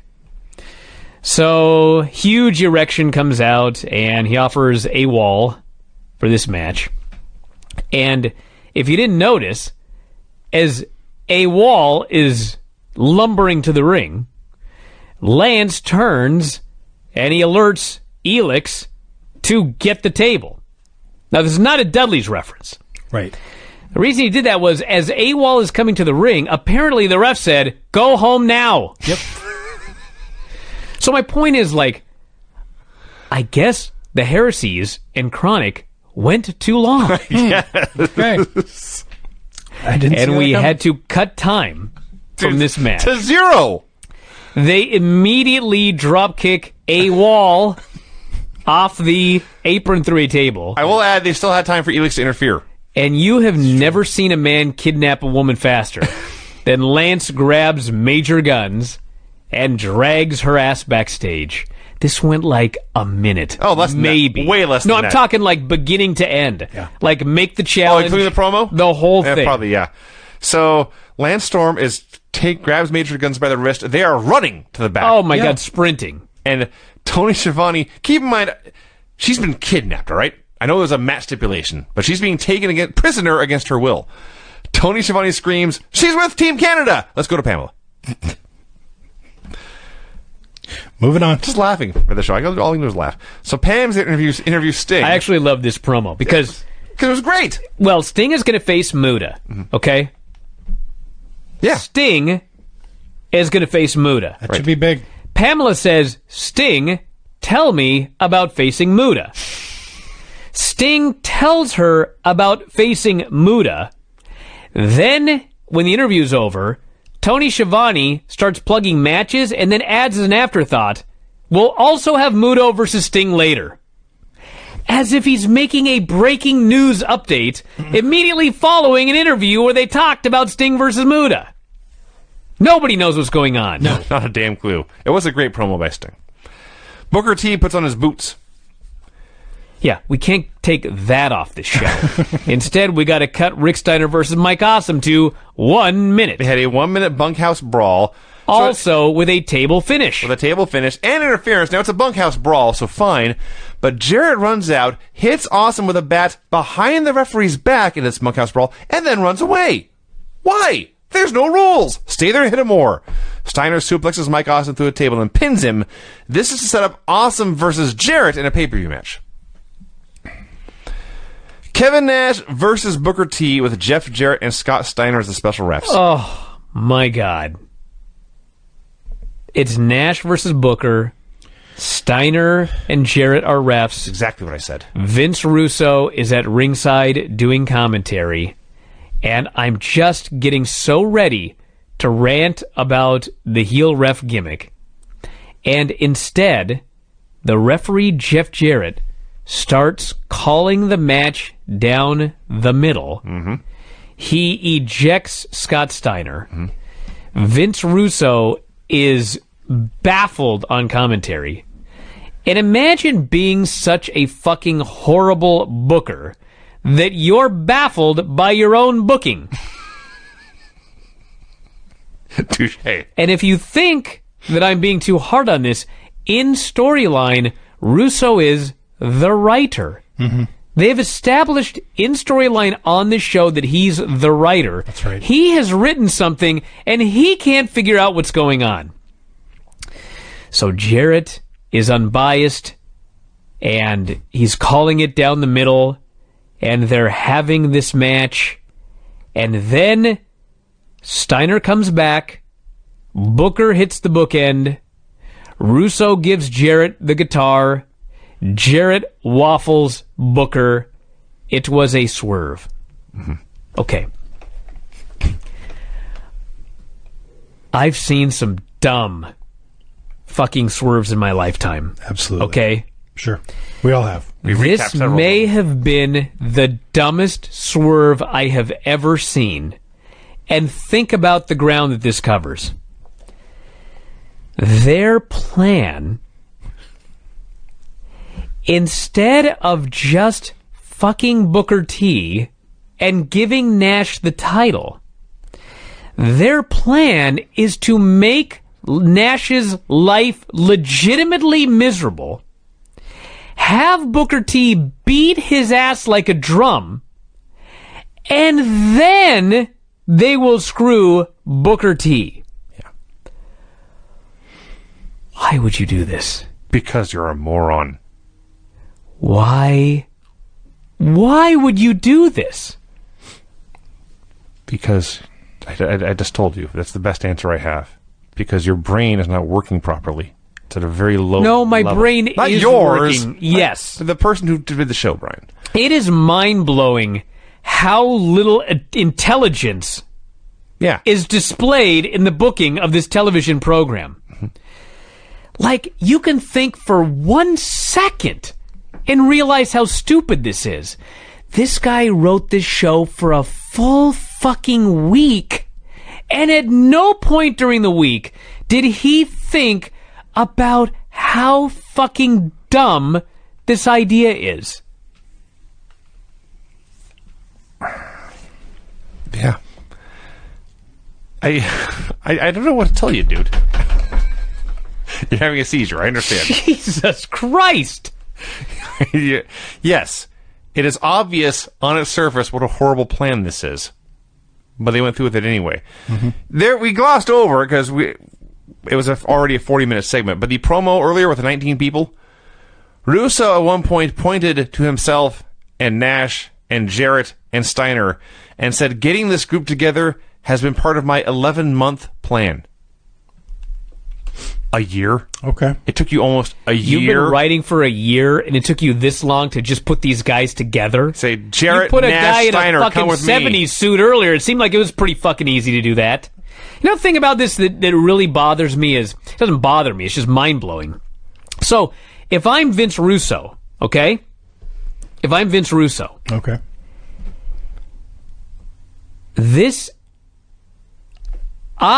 Vince Russo, Sure. if you think about the storyline, as a writer in real life, I am a fucking dumb idiot. Okay. I'm a moron. Right. Okay. Get that drop. If you look at it from the perspective of it's a wrestling storyline, I, Vince Russo, am a dumb fucking idiot. Yeah. Because why didn't you write it? There's like no option here in real life or in storyline where you're not a dumb fucking idiot. Right. That is mind-blowing. It is. It's perfect in a way. So they hit Booker with a guitar. They go through the trouble of wiping the shards of guitar out of the ring. Nash hits a powerbomb. They count the pin, and Nash is world champion. I just laugh so hard at Nash.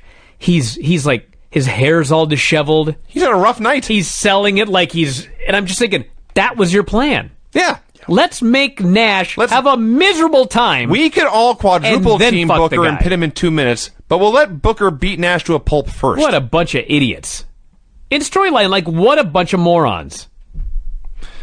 The best thing was they cut to the announcers, and Tony seriously looks in the camera and he says, "This is the worst thing to ever happen to the WCW title.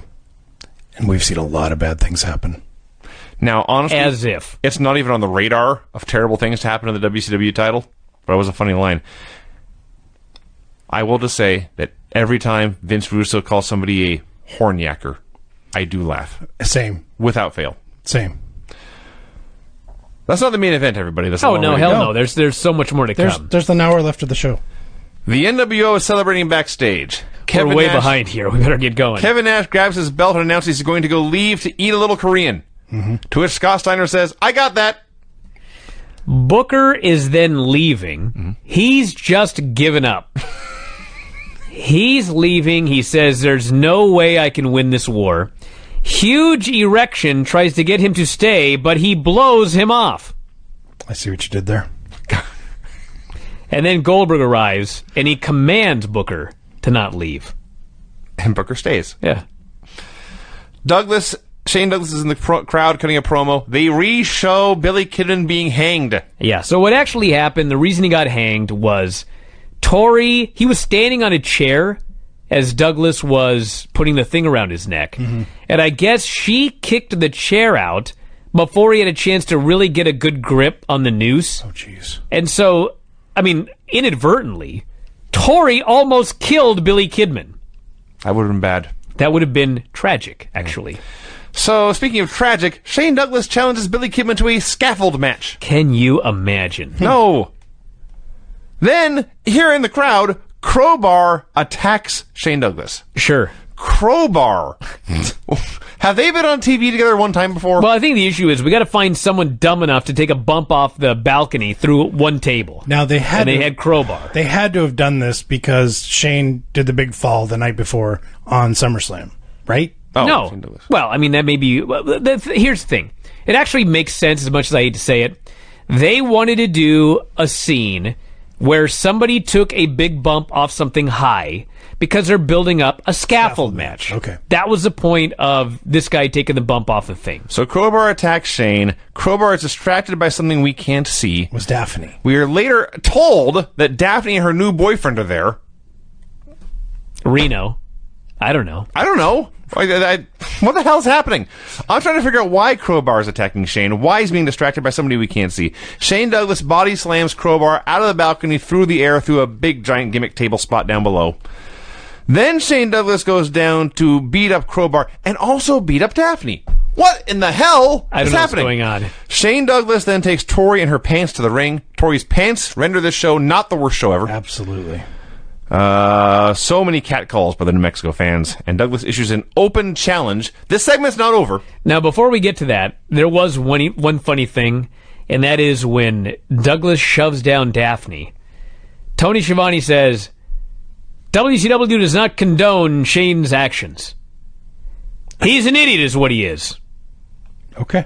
I laughed at that line. Okay. He is an idiot is what he is. Well, that's what Tony Schiavone said. The idiot issued an open challenge, and Goldberg answered it. Well, the idiot's Vince Russo, because it was every Russo segment ever. You shoot an angle to get a guy over, and then somebody comes out and beats the shit out of him. Yeah. Goldberg spears and jackhammers Shane. There's no ref. How could you fucking care about the scaffold match after this? This was a booking calamity. So, Goldberg says Shane was in the wrong place at the wrong time and also a prick. Mm-hmm. Okay, all right. This was funny. Kevin Nash, the new world champion, time for his post-match shower. Yeah. He sets the belt down on by the sink. He drops his towel and goes into the shower, and the camera follows him in. Yeah. What?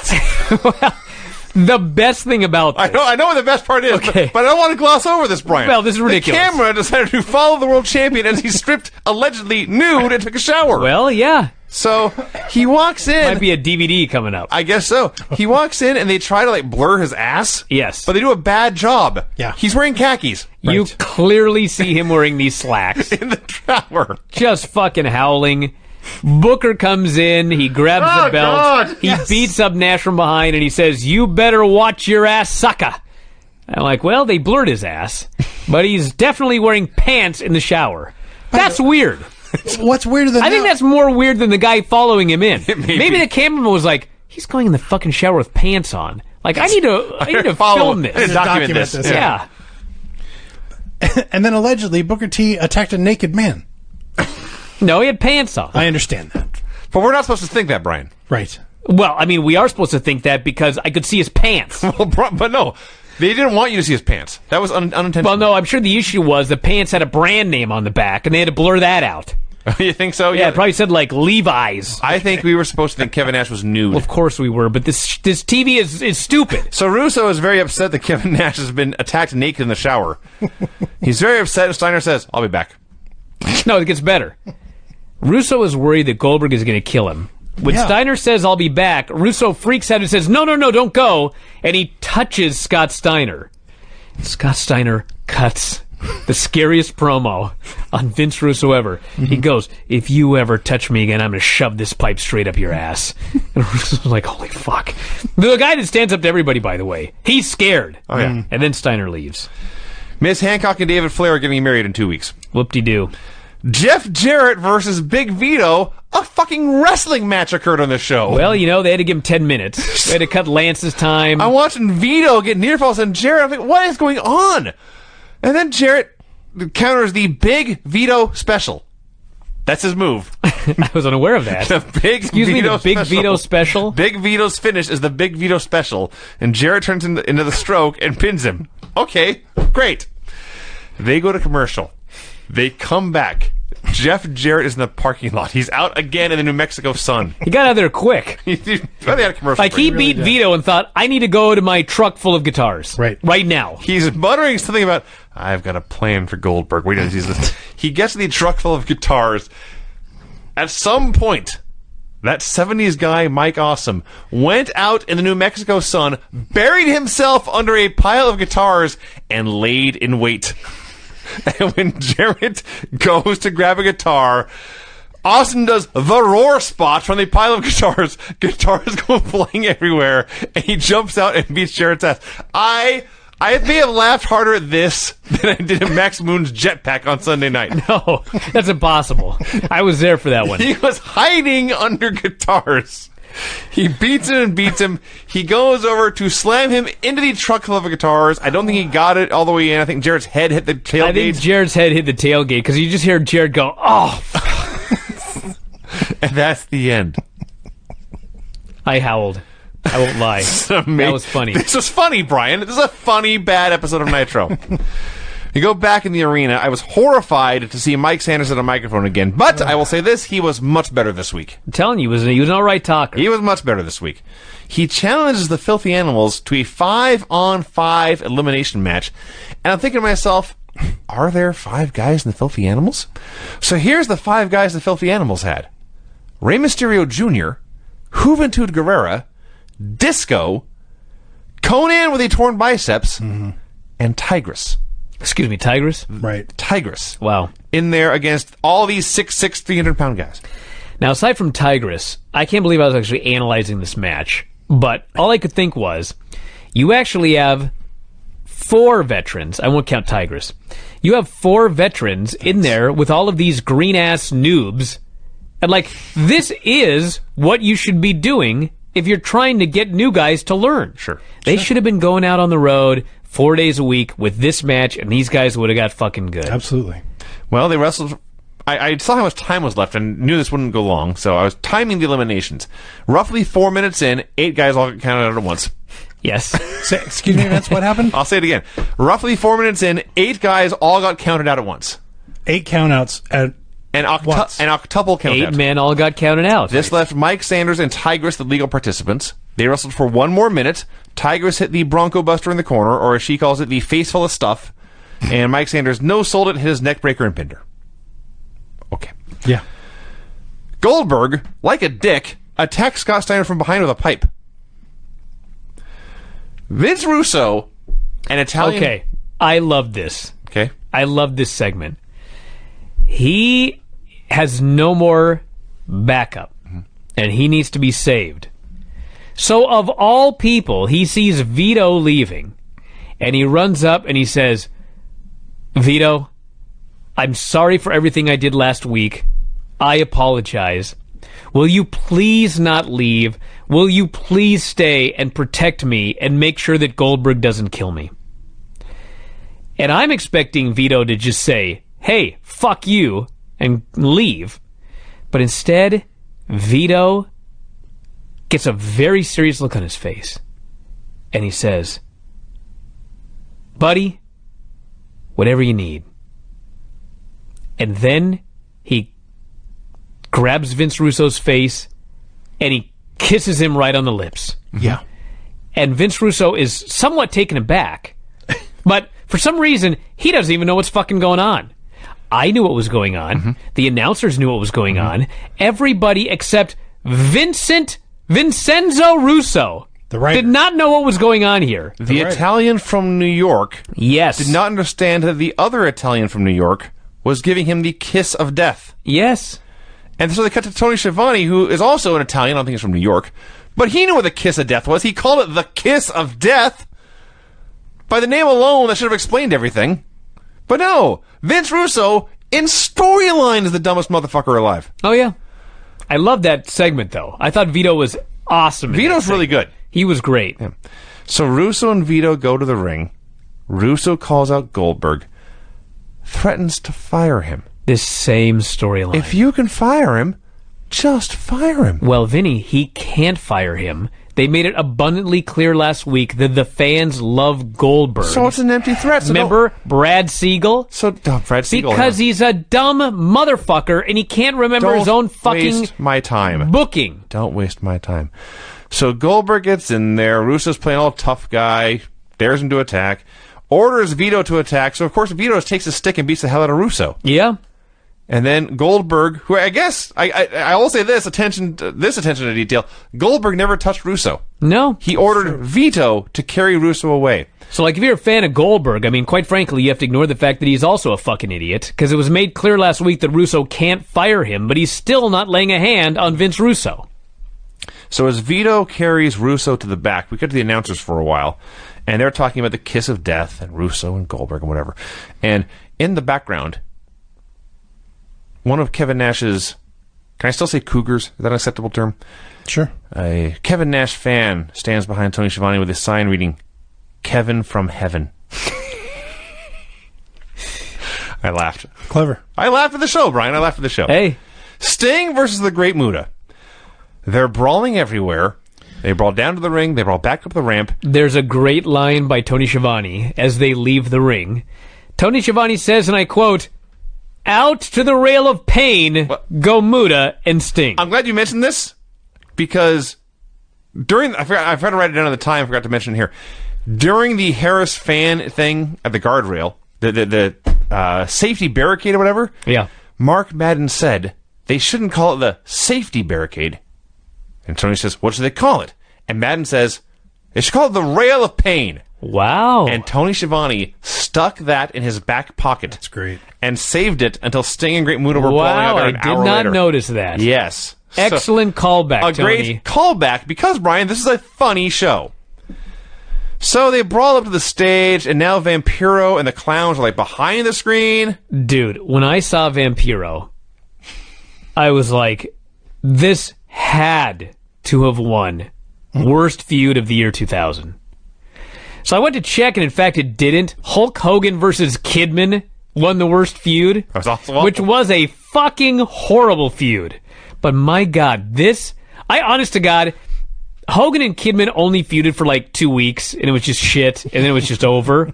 This has been going on fucking forever. It's been a minute. There's nothing good about Remember when Sting was on fire? They hate each other. was 3 Yeah, weeks remember when he ago. got lit on fire and then he had all that shit on his face, and then one day he just took it off and he was fine? It's like a week later. At one point, Vampiro is like, there was some spot where Vamp was going to jump down, but Sting started to climb, and then Sting had to climb down and climb up on the other side for Yes. some fucking reason. I don't know. They were I'm just all like, backwards. end this shit. Vampiro tears the hole in the screen, so I'm assuming they get a new set next week. And like he goes, he's crouched over Sting, like he's gonna jump down on him, and time freezes, and suddenly like steam shoots out of the stage, blinding everyone. So no wonder they're waiting for this. And then once the steam goes away, then Vampiro jumps down, and they climb up and they climb down. All four of them pull Sting through the screen to the back, and they beat him, and that's the end of it. That's the end of that. I expected a silhouette to be falling. That took 0 seconds. In fact, the announcers even said that. They're going to throw him off. And they I never just did. love that they're beating on him behind the screen, and they go to Tony Schiavone, who says, and I quote, "I understand now our cameras are following in the desert." Right. So we go to the desert. It's exactly like SmackDown. It's like, we got 60 seconds left. We need to do a big angle right now. Go to the desert.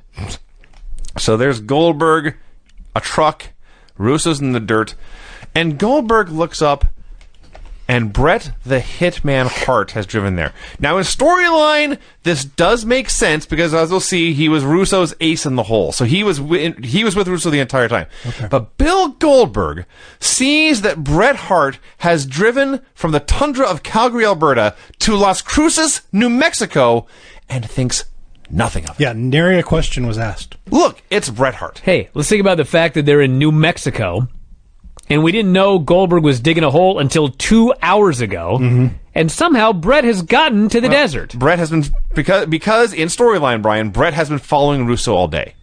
I mean, I guess we shouldn't really mention this because I guess it doesn't matter, but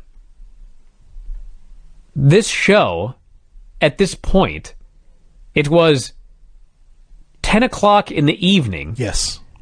But there is bright sunlight outside, live in the New Mexico desert. There's that too. There is that too. Oh, and by the way, they're running unopposed because Raw taped later in the day. This is what they came up with. So Bill says, "Oh, it's Bret Hart," and Bret says, "No one hates Vince Russo more than me. Remember Montreal? Remember the Survivor Series screw job?"